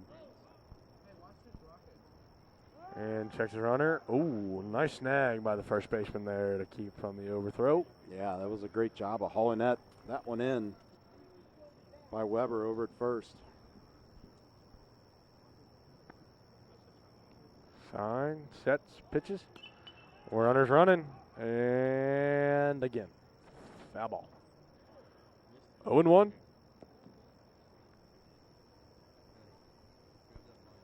Oak Hill's trying to get something started by taking a base, but batters keep hitting a foul ball during that, so we'll see if they keep trying. Checks his runner, sets, and the pitch, a bunt. Oh, just a bit outside. 1-1. Yeah, so the teams as part of the future showcase, Moeller and Baden played here as we talked about last night. Our friend from back in Milford, Cam Swanger, had a great game. Made the Fox 19 highlights last night. Then the Turpin Spartans and the Anderson Redskins, neighborhood rivalry from Bell Run the east side. Our friend Scott Springer here to take pictures for the Enquirer and watch his son play. Plays on the varsity for Turpin. Sets and pitches, foul. 1-2. And of course, we mentioned Withrow and the Hughes Big Red played this morning. And excited, we talked about it earlier, softball a part of the future showcase now. So really great job to incorporate softball teams in the area by Tom Gamble and his event.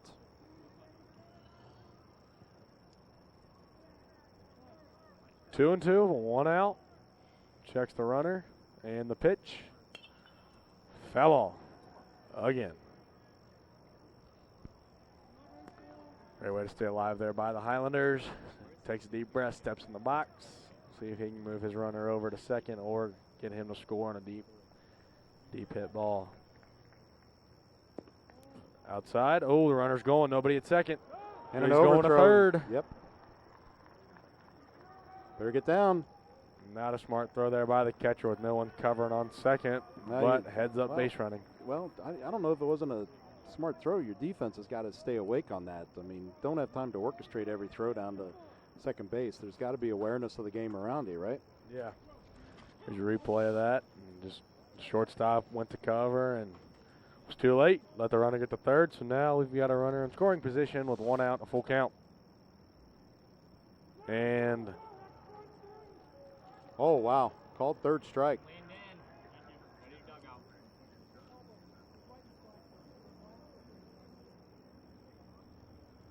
Boy, 6.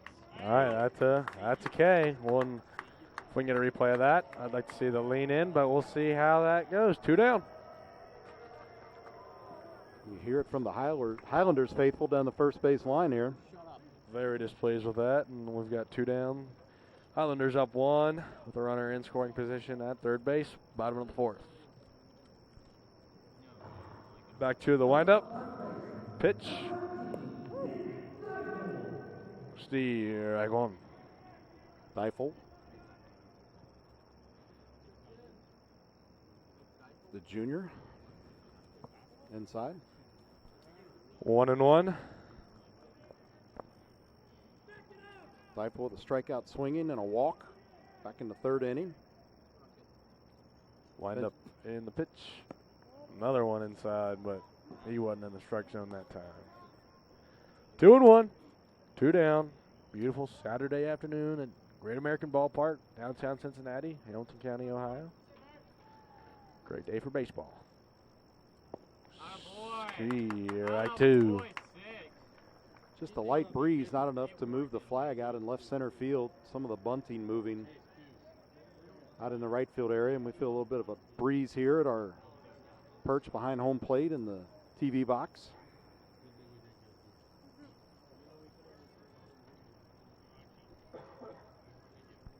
2-2 to the windup and the pitch. Low, full count. 2 down.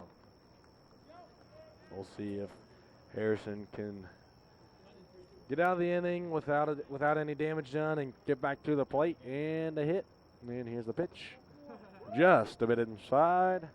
Runners at the corners for the Highlanders. Catcher comes out just into the infield grass and calls his plays to tell his infielders where to go with the ball.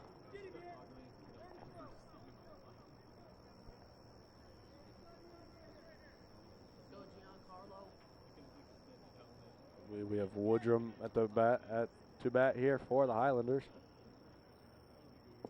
Inside.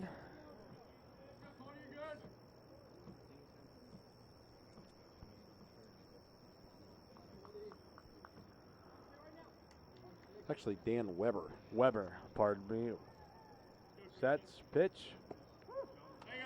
Strike hits the inside corner. 1-1.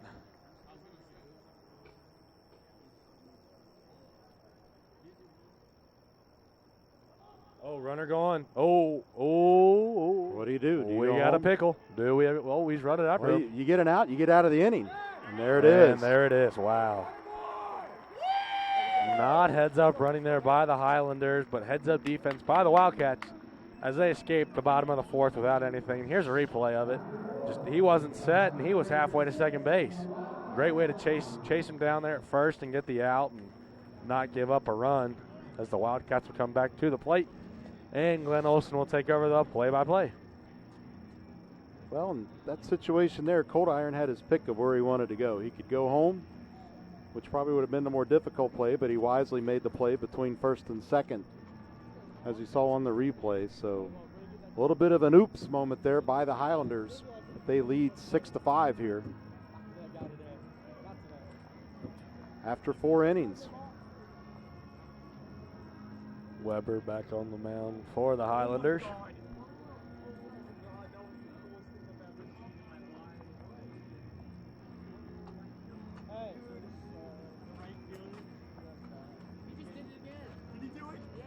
I believe we're going to be back up to the...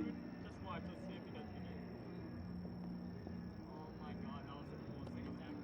do we have coming out here? Sorry. I made a mess of my score sheet earlier.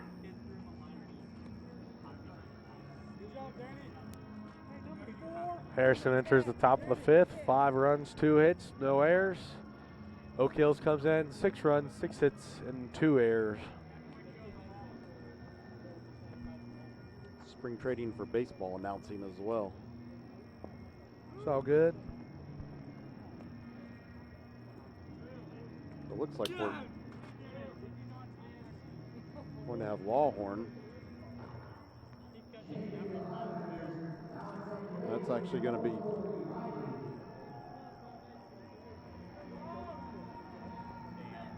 Logan Weber is going to be coming out to the batting box first in that 5 spot.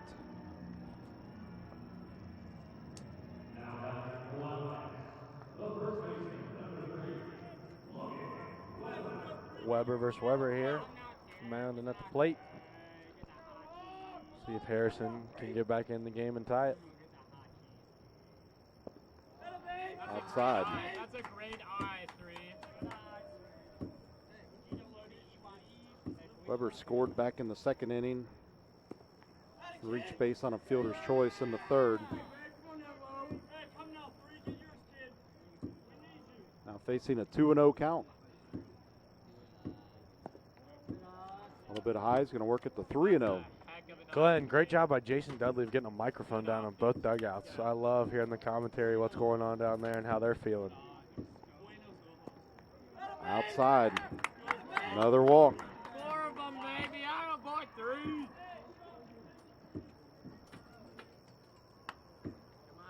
Logan Weber makes his way down to first base after a 4-pitch walk. His team trailing by 1, 6-5 here in the top of the 5th inning. Now we get to Sean Lawhorn. Oak Hills has to be more aggressive here. They got to make Harrison earn their runs as they've only got 2 hits so far. They really need to start putting them over the plate and making Harrison put them in the field. Well, finding the strike zone has definitely been the challenge so far. Lots of balls thrown in this game, not enough strikes.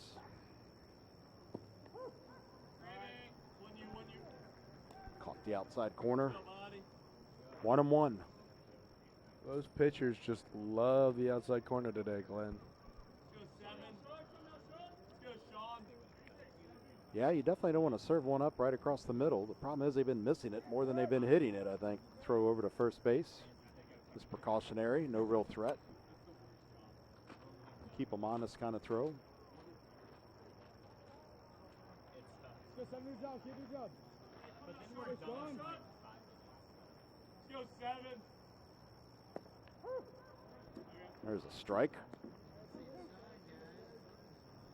1-2. Weber seems to have found his velocity again with a little bit more pop in the glove. We'll see if he can get a K here. Tried to find the inside part of the plate, but misses it. 2-2.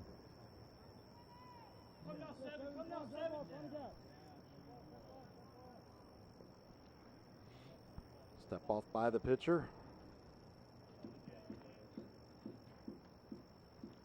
Everyone collects their thoughts, and we'll get back at it here. 2-2 count. Throw over to first. Not really fooling anyone with that move. But making sure Mr. Weber knows they're aware of him over at first base. Lawhorn, the ball's going to be hit. Can the second baseman get there to track it down? And he does. Fake throw back to first, no real threat.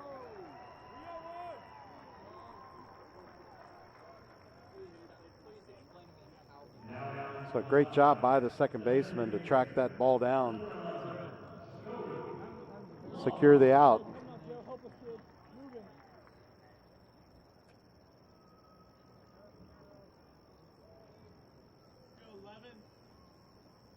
Stay on top of it, Joe. Weber asking for a new ball to be put into play. Umpire having a discussion, throws it back, and we'll get back to baseball. Take a trip through this roped off area and probably find a dozen of them. And there's a replay of the pop fly, and great play by the second baseman to track that down over the shoulder while looking into the sun. 1 out, top of the 5th. Outside corner for Joe Lawhorn. 0-1. A little bit of sizzle on that last pitch. Ball's going to be hit right up the middle, straight to the center fielder, 2 away.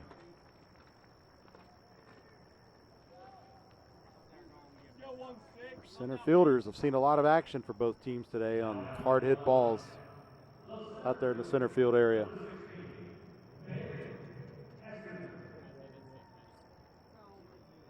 All right, Joe. Weber still on first base. Harrison trying to tie this game up. This ball's going to be hit to shallow right field. No problem.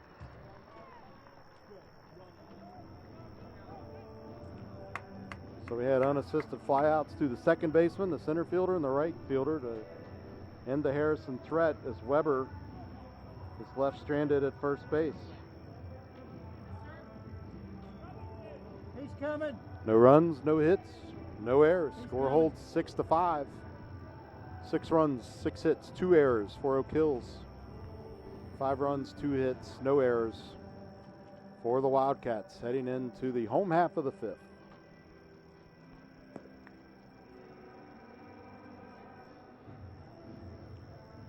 Austin Penwell's due up here. The order stays true.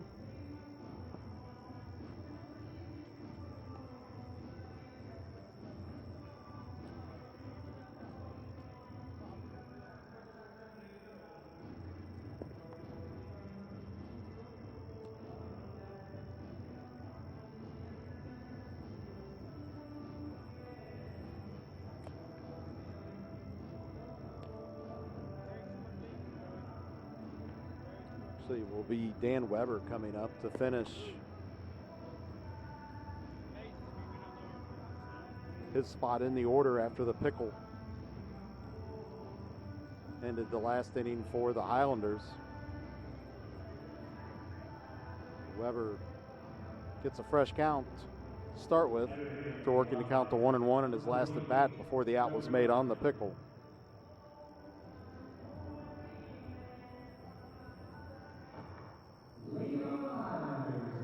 Weber will be followed by Penwell. Then Spilly. Highlanders with a 1-run lead here in the bottom of the 5th inning. Cold Iron with the pitch. Outside for a ball.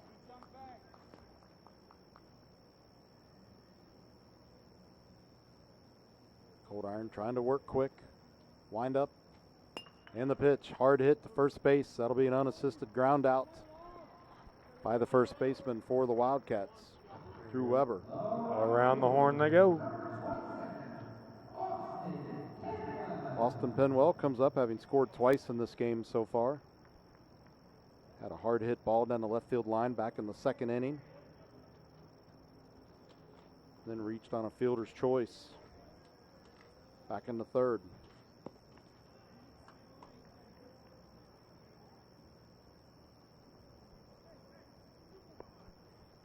First pitch in for a strike, 0-1.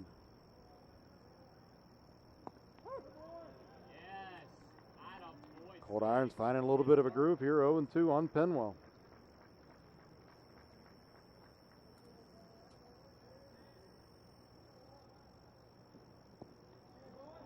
Just missed, low, 1-2.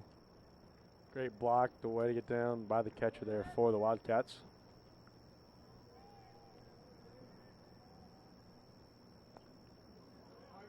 Ball's tipped off, count holds at 1-2. I think Cold Iron's liking working at this faster rhythm. Definitely playing to his advantage, as we've seen more strikes this inning than we have most innings. Yeah, that's for sure. And that's going to be a hit by batter. Got him on the backside. Hit by pitcher. I said hit by batter. Doesn't make any sense. It's all good. Spilly comes up now. Flew out to right field back in the 2nd inning. Was able to reach and score back in the 3rd. 1 run on. Attempt at a throw by the catcher. Or a fake attempt, I should say. Making sure Penwell stays honest over there at first. Wildcats want to make sure. Here coming from the dugout, you can step off, don't throw it. Penwell gets the lead. Adds to it, fakes the steal. There's a hard hit ball in the hole. Too short. Nicely hit by Spilly. Penwell advances over to second base. So now 1st and 2nd, 1 out. As Tyler Murphy, the junior, comes to the plate. Glenn, just another great piece of hitting, finding that gap between shortstop and third base to get 2 runners on, 1 out. Yeah, neither the third baseman nor the shortstop were going to have a chance of getting to that ball.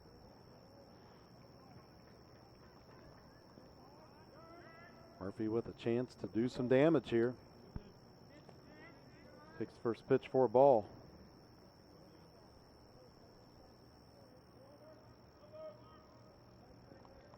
Six to 5, the Highlanders lead, hoping to add to it. Cold Iron having trouble finding a strike zone after having a little bit of success earlier in the inning. Getting his pitches there. There it is. Strike 1, 2 and 1, excuse me.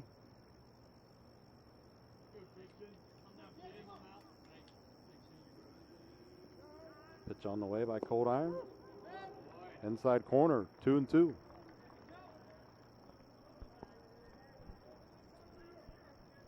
Just 1 out. A ground ball is going to bring a force at any bag. Way outside. Nice job by the catcher. Tracking that down and preventing the base runners from advancing. Full count now for Tyler Murphy.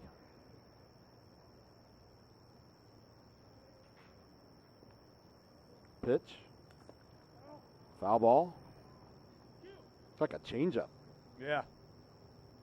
Murphy had a little bit of hard time getting his bat on that one. Timeout taking out onto the field by the catcher. He's going to run out and take a look how things are going with the pitcher. Make sure they're on the same page here to try to limit this Highlanders threat. Runners on 1st and 2nd. Highlanders lead by a run, 6-5, in the bottom of the 5th with 1 out.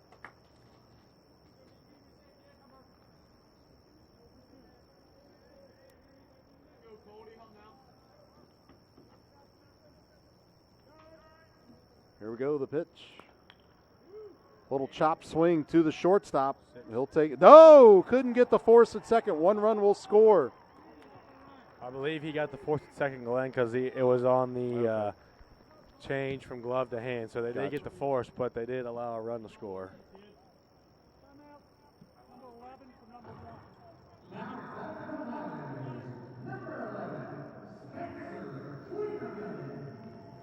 So substitution on the field. Spencer Klingerman's going to come in. Where's jersey number 11?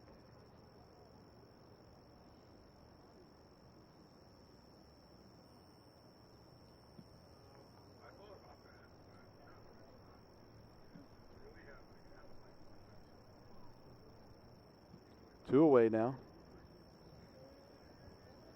In the inning, runner on first. Hard hit foul ball. Sails back over into the first base seats by Klingerman. He's a senior outfielder for the Highlanders.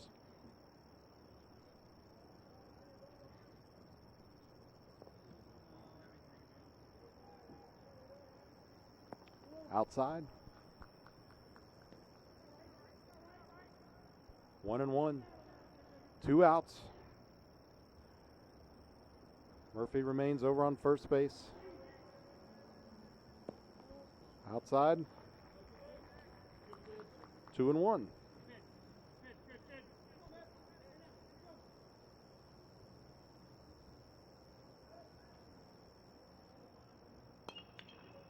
Ball's going to be hit into the hole between short and third for a single. So the pitch hitter Klingerman does his job, getting Murphy over into scoring position.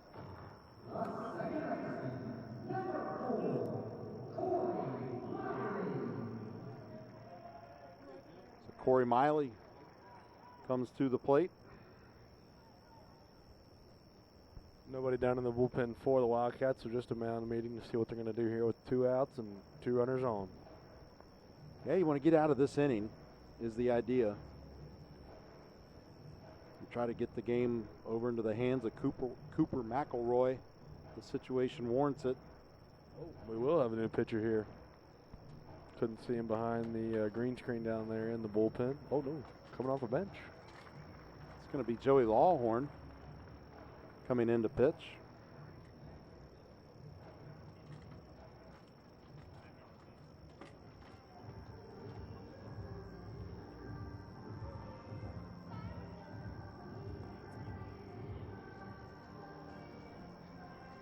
So nice work by Cold Iron to keep this game manageable. Pretty wild pitch. First warm-up toss by Lawhorn out on the mound. But he's glad that was warm-ups. Yeah. I think everybody wearing green or rooting for green thinks so at this point, David.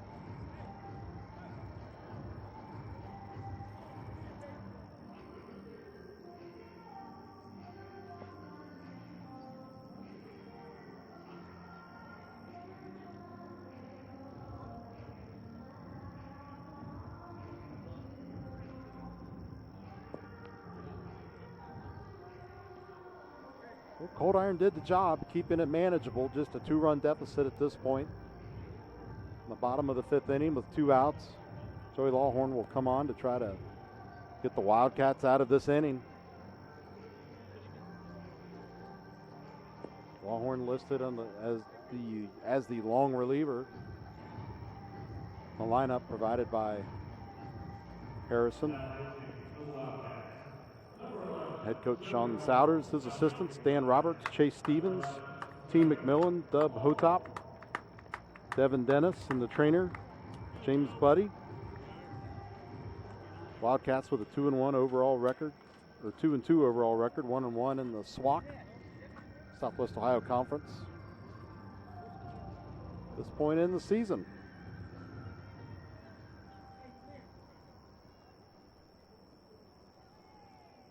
Again, you're watching the high school futures on ICRC-TV Sports. Glenn Olson, David Olson, Jason Dudley and his crew here bringing you all the action.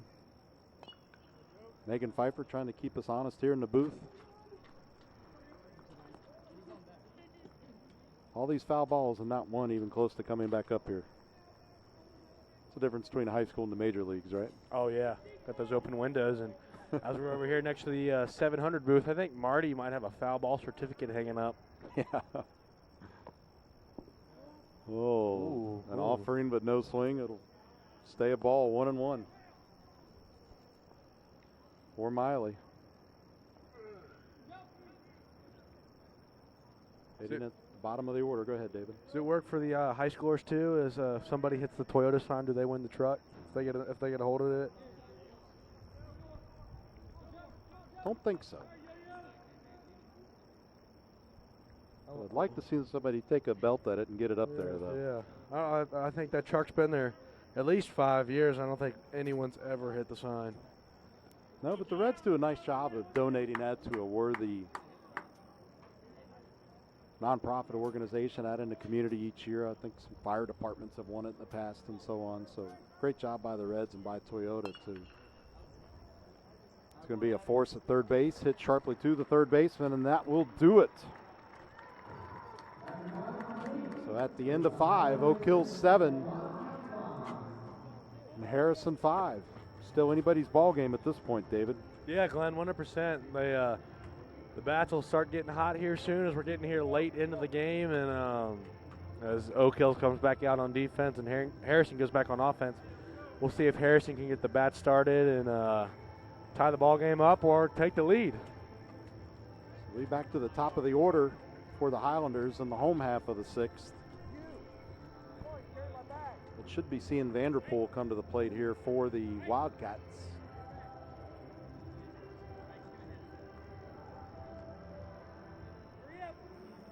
Vanderpool, Mays, and then back to the top of the order with McElroy. The order holds true.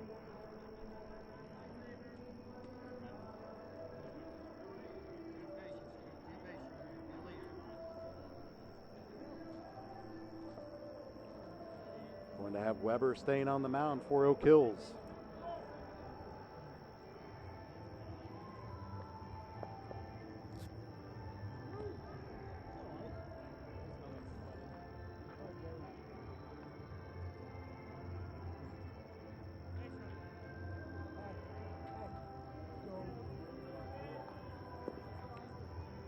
That should do it for the warm-ups with the fire down to second base.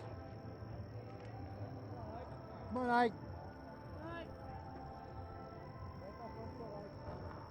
Just have some lineup. It's a substitution for Oak Hills, believe, defensively.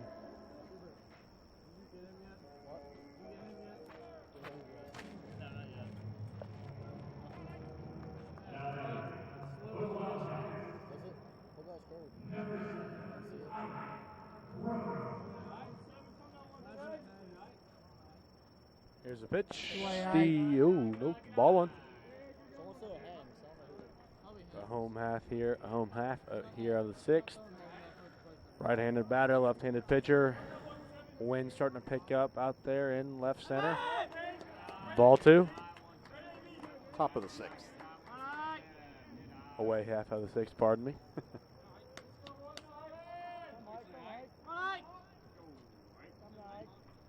Weber sets. Pitch. Ball 3. It's like Crone in the batter's box. Like 5'11", 155 junior. Crone looks. Strike 1. Crone's up in the count. Coach gave him the green light, so we'll see what he does here with the 3-1 count. Weber steps off. On and looking down at his catcher. Likes his signs. Sets. Pitches. High. Ball 4. Crone takes first to start off 6th inning.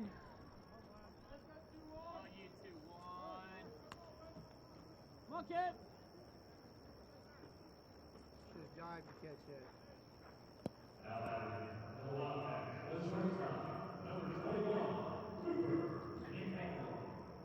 Hey, come now 2-1, come now 2-1. First pitch, just a bit outside. Ball 1. 5 to the 6, kid. McElroy at the plate for the Wildcats. Crone with the lead off first. Pitch. Hits the outside corner, strike 1.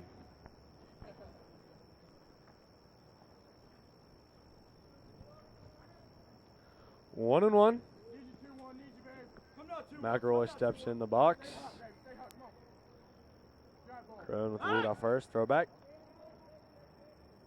Just keeping him honest over there at first.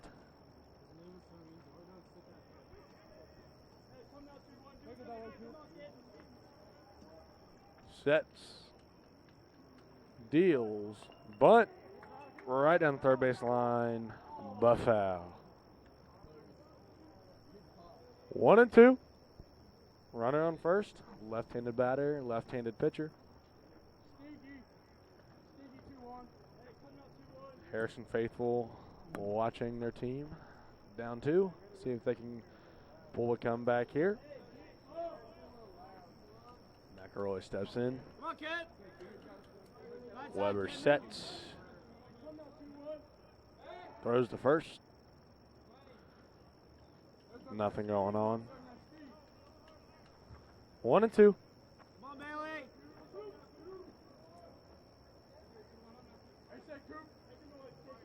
Sit. Pitch. That'll find a gap. That could be a 3-bagger. Yep, that's going to be 1 run at a minimum. And we're rounding third, and McElroy going to third. And a triple to be the second batter of the 6th inning. As Crone came all the way around from first to score, we've got a 1-run game. But, Glenn, that's Harrison's only 3rd hit of the game. What a job by McElroy, though. Was behind in the count 1 and 2 and able to find a gap into the outfield, and honestly could have been a stand-up triple. He went ahead and did the head-first dive into third, but he could have been in there standing up easily. So you're going to see him round second here, heading toward third on the replay. Yeah, the ball wasn't even coming. You kind of see the third baseman gesture. Why are you diving? I think it's just the point of That diving kinda- in a major league park. But I don't blame him.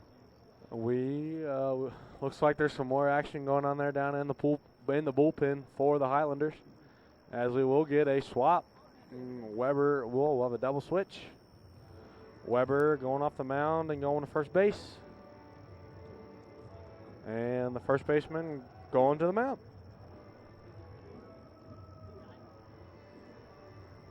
So Murphy will take over as the Highlanders pitcher.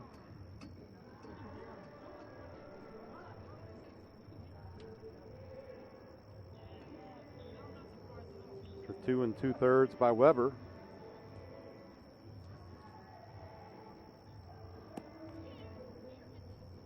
So Murphy needing to come in without the opportunity to warm up in the bullpen will have to warm up himself out on the mound.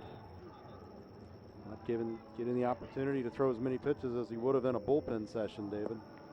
Yeah, but with the few pitches in so far, he's bringing some velocity. The runner on third and no down. He's got to see if he can work out of a jam and keep the lead here for the Highlanders. Well, we anticipated it being a close game, and it has been for sure, as indicated by the score, 7-6. 7 runs, 8 hits, 2 errors for the Highlanders. 6 runs, 3 hits, no errors for the Wildcats. As you said, Glenn, walks will haunt. With only 3 hits for Harrison and only being down 1, they could come back to haunt this Highlanders team. Winds picked up pretty significantly, blowing in from right field toward the third base line.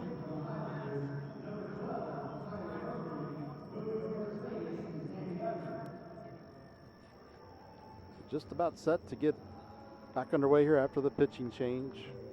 Drew Banks, number 2 hitter for the Wildcats, at the plate, David. Banks standing in the right-handed batter's box. It's the right-handed pitcher. We'll see if he can tie the game here. Banks steps in. Infield for the Highlanders in to go home if it's a ground ball. High, ball one. But that thing had some mustard on it. Sure did. Banks gets a sign from his coach. Sets in. And the pitch. Strike one. Shorten up, stay on it. Quick release Very short. Quick release, yeah. by Murphy. Doesn't mess around. Gets set and fires. Murphy sets. Deals. Bunt. Oh, pop-up bunt. And did Murphy? Oh, no, his third baseman came up with that. Hey, Q, shorten One up. out. You got a pop-up bunt to a Shorten third up, get baseman. running here, Q.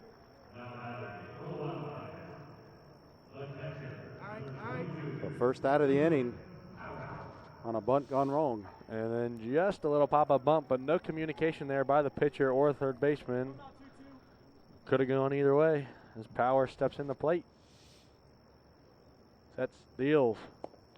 Strike one. 2-strike approach, Q. Shorten up, put in play.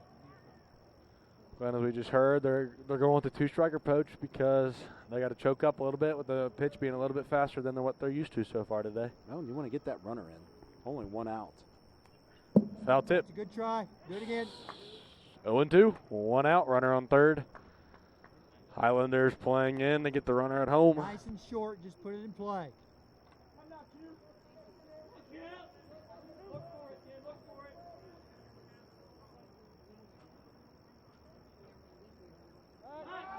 Throw to third. Nothing going on. Safe. Nice and short. 0-2. See if he can tie the ball game here. Steps in. Gets a sign. Pitch. Foul tip. Staying alive. Use that pepper game approach, Q. Pepper game approach, Q.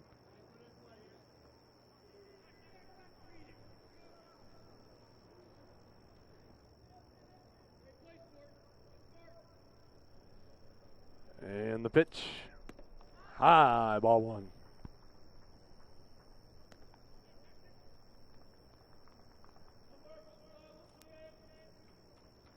One and two, one out, runner on third.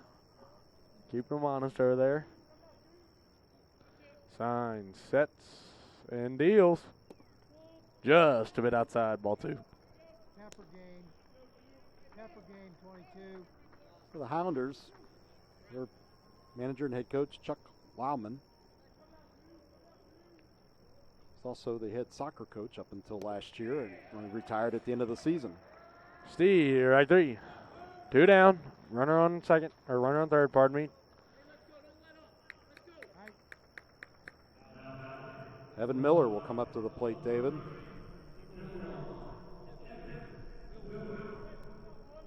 Miller steps in. Sign, sets, deals. Hard hit ball. Foul. Oh, hard ricochet. Off the second tier, but back down to the view level as we got a 0-1 count, two down. Gonna have to bring your hard hat to watch this game over on the first base side today. Yeah. Ball one.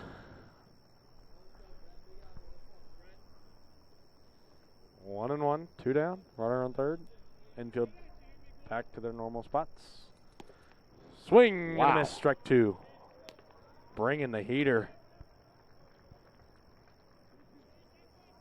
Murphy is not messing around, to say the least. Not at all. Murphy's here for business. Foul tip. 1 and 2. He's staying alive. I mean, he's got a quick delivery, but just the velocity, and we talked about the lack of warm-up, was just, he's a hard thrower. Yeah, and it's definitely what you want to see out of a pitcher who doesn't need a long warm-up, coming in and throwing him in. And the pitch. Outside, ball two. 2 and 2, two down.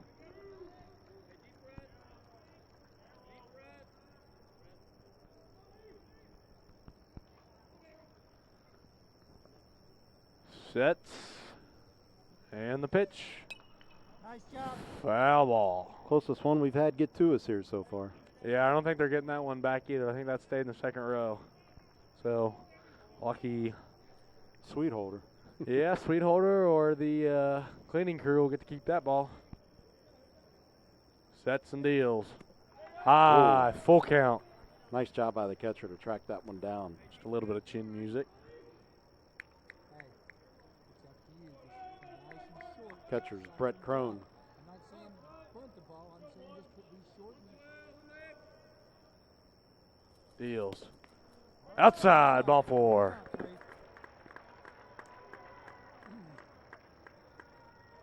Got runners at the corners. Oak Hill's catcher getting his play. Calls it to the infield. Yep, first and third play. 2 outs, making sure his defense is aware of what they're going to do. Weber steps into the plate. 2 down, runners on the corners. Checks his runner at first. Sets. And deals. High, ball 1.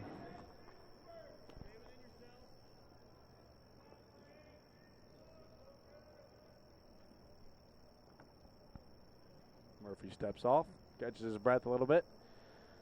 See if he can get out of this jam. Steps back on. Weber at the plate, Murphy at the mound, and the pitch. Outside, ball 2. 2-0.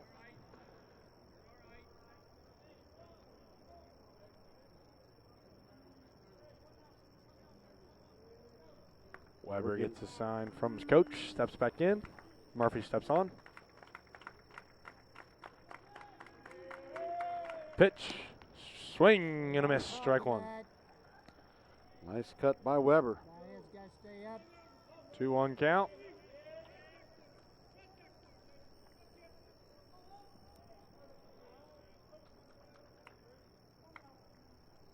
Murphy sets, deals. Grounder, great Nice play by job. the shortstop, and they get out of the inning. So that'll do it for the 6th. As Harrison scores 1, 7-6, as we go to the home half of the bottom of the 6th. Here's a replay of that play. Just a hard hit ball, as we're going to see here, by Weber. Right back up the middle off the mound, but great play by the shortstop to get the force at second.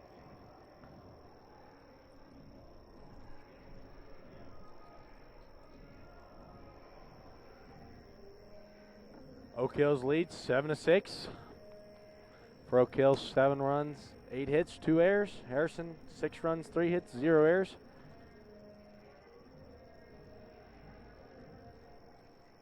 Great game. It's been very entertaining.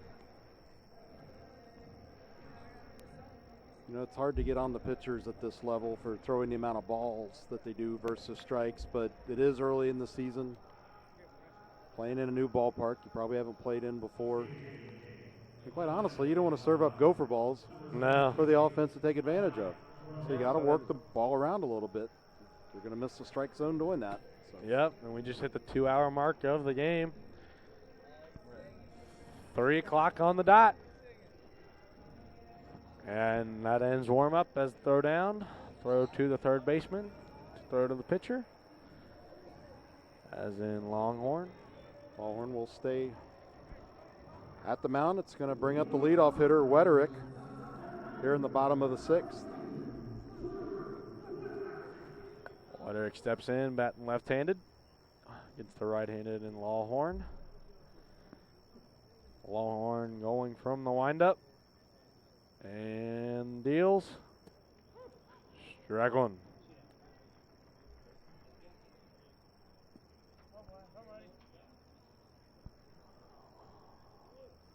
And the pitch. Strike 2. Right down the heart of Broadway, and Wetterick lets that one go by. 0-2.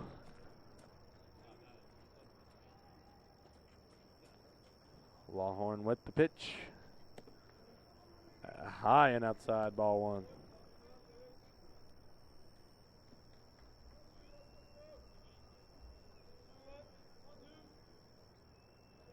One and 2 pitch. Hard hit ball up the middle. That'll give Wederick a single.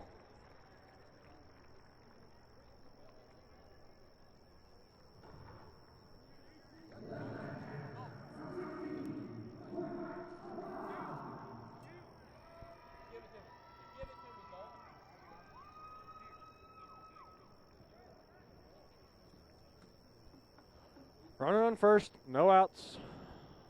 Lawhorn checks his runner, sets, and deals with the bunt. Oh, great bunt down the first base line, and they'll get the out at first. With the sacrifice, moves the runner into scoring position, 1 out. Well executed bunt by Crone there to advance Wederick over to second base and get him in scoring position as the Highlanders try to add to their lead. Stifled comes to the plate, runner on second.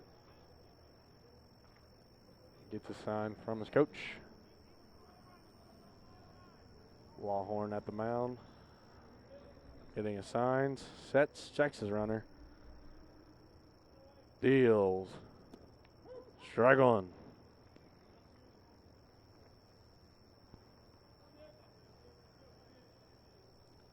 Good lead off second. Lawhorn checks him. Sets. Pitches. Just a bit outside. Ball 1. 1 ball, 1 strike, 1 out. Runner on second. Righty versus righty matchup. Sets. Deals. Hard hit ball. I think it's back. And the left fielder will grab it. And the runner will tag at second. Uh-oh, this could be a close play at third. And he is safe. Oh, fielder Bressman can't hang on to it. Wederick will stay at third, though. But he slipped coming off the second base on his way to third and made that play a little bit closer than it probably would have been had he not stumbled.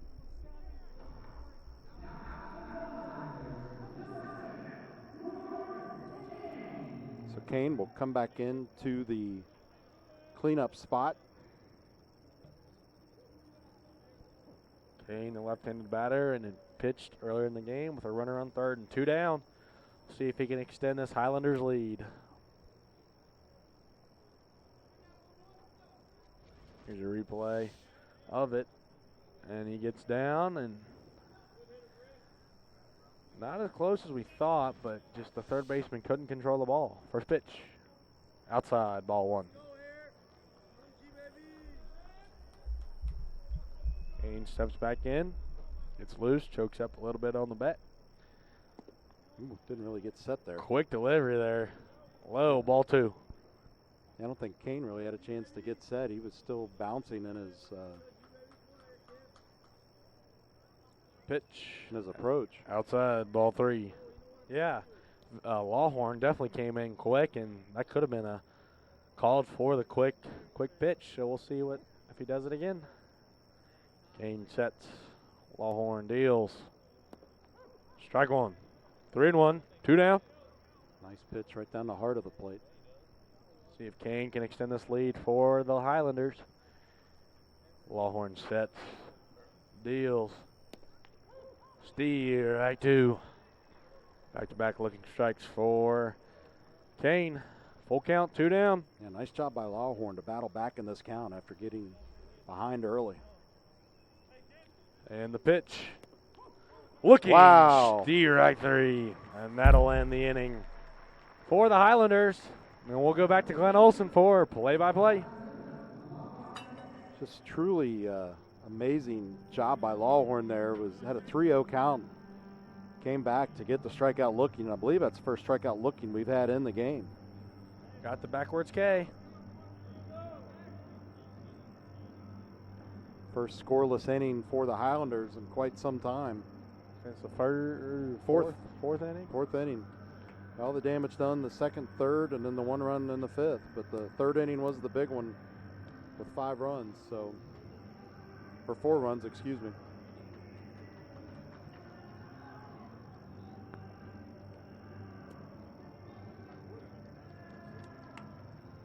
So 7 runs, 9 hits, 2 errors for the Highlanders, 6 runs, 3 hits, no errors for the Wildcats. Come to bat in the 7th inning. If they don't score, this could very well be the ball game. So 1 run's not a bunch, but they haven't scored. But 1 run last inning, had a drought in the 5th after making hay in the 4th.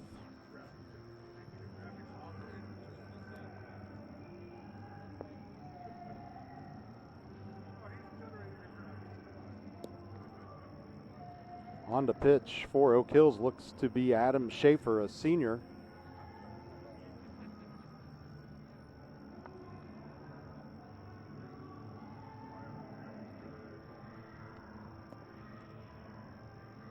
See if he can close out the game for the Highlanders.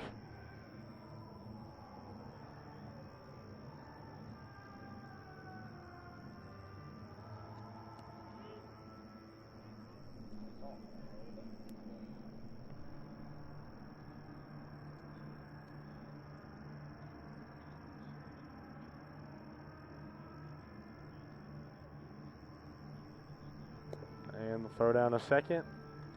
What a throw. As we'll start the top of the 7th. Schaefer with 1 appearance so far this season, 1 inning pitch, 2 strikeouts, no runs. So if you want somebody to come in and try to shut the door, this looks like the guy.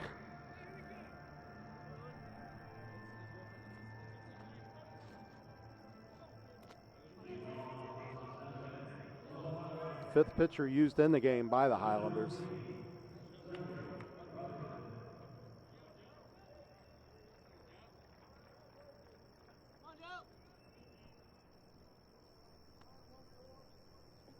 So at the plate, Joey Brotherton for Harrison. Ball 1. Takes a ball.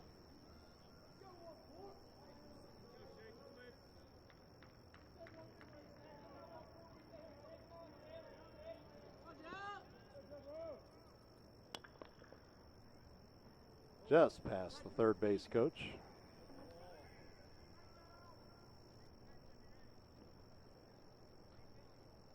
Ball's laying loose down there just in front of the padding, in front of the roped off section of the third base seats. I'm surprised somebody didn't go grab that to get it out of play. Foul ball straight behind. Over the net.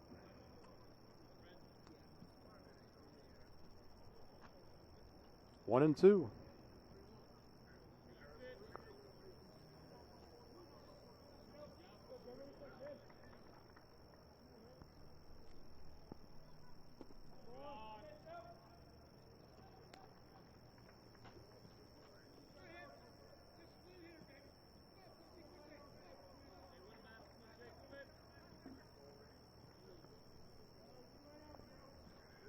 Two and two. High fly ball, shallow left field. Fielded cleanly by the shortstop, 1 away.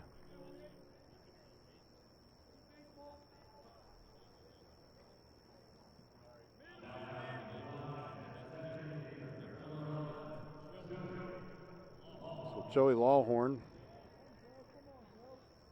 comes to the plate after the fly out to Brotherton, or by Brotherton, excuse me. First pitch in for a strike, 0-1. Just 2 outs left here for the Wildcats. Seen some magic before from the Wildcats in this field, as we talked about at the top of the show back in 2015. Loading the bases in the 7th inning and a walk-off grand slam by Michael Nolman. I think the Wildcats would be happy with just 1 run at this point to stay alive.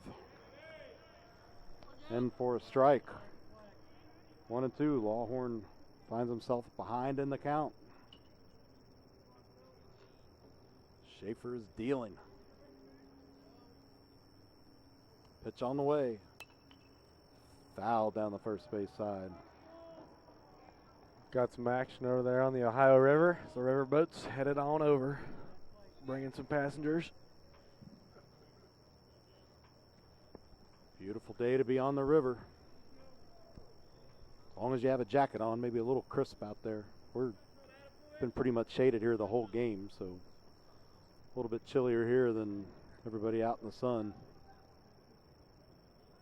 But is it really beautiful to be on the river, Glenn? It's beautiful to be on the river, not in the river. That's true. Just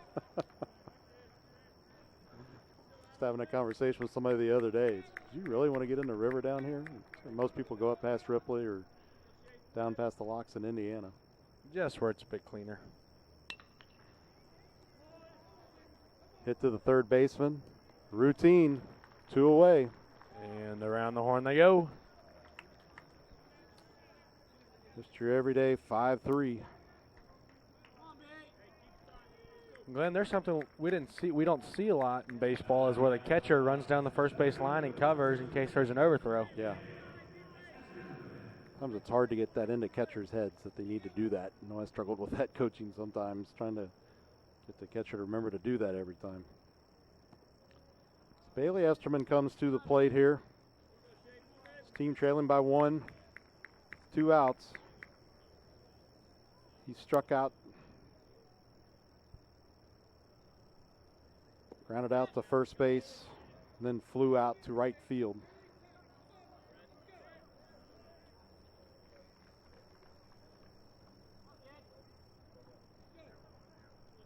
Actually, he made it on base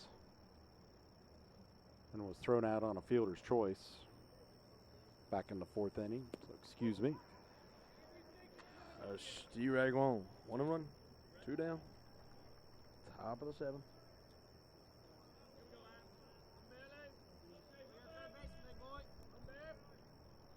Nothing extreme being shown by the defense, all playing at standard depth. Just missed on the outside. 2-1. 3-1, excuse me. An opportunity here for Esterman. Hitter's pitch on the way. He lets it go and will take the walk. Keep the Wildcats' hopes alive.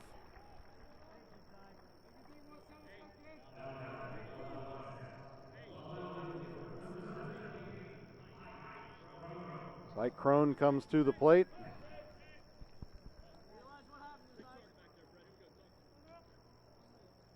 Two outs, 1 runner aboard for Crone.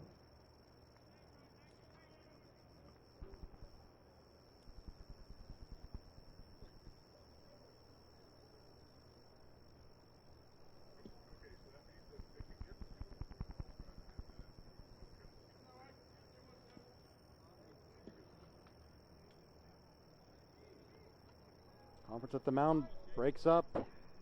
Pitch on the way. Strike on the outside corner. Seen what he needs to see. Let's see if he's given a green light to swing away.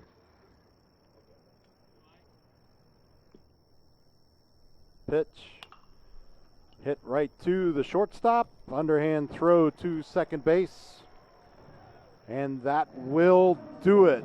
Your final score, the Oak Hills Highlanders 7, the Harrison Wildcats 6. David, your final thoughts on today's game? I think we saw a lot today from both teams, and I think, it's early in the season, but they've got some work to do, and I think both teams make a deep run in their conferences. They got to work on their pitching locations and taking the right pitch, but besides that, it was great defensive play and great job at the plate. What about you, Glenn?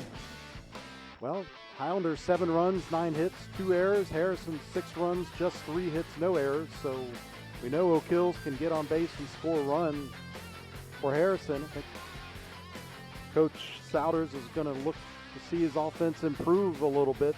Wants to see more than 3 hits and definitely needs to see more in terms of control from his pitchers and throwing strikes, as you mentioned. But congratulations to both teams on a well-played game. I hope they enjoyed their experience here at Great American Ballpark today. I know David and I certainly had a great time up here, and we appreciate our ICRC communities, our executive producer, Tim Newman, and our producer-director today, Jason Dudley, for making it all possible.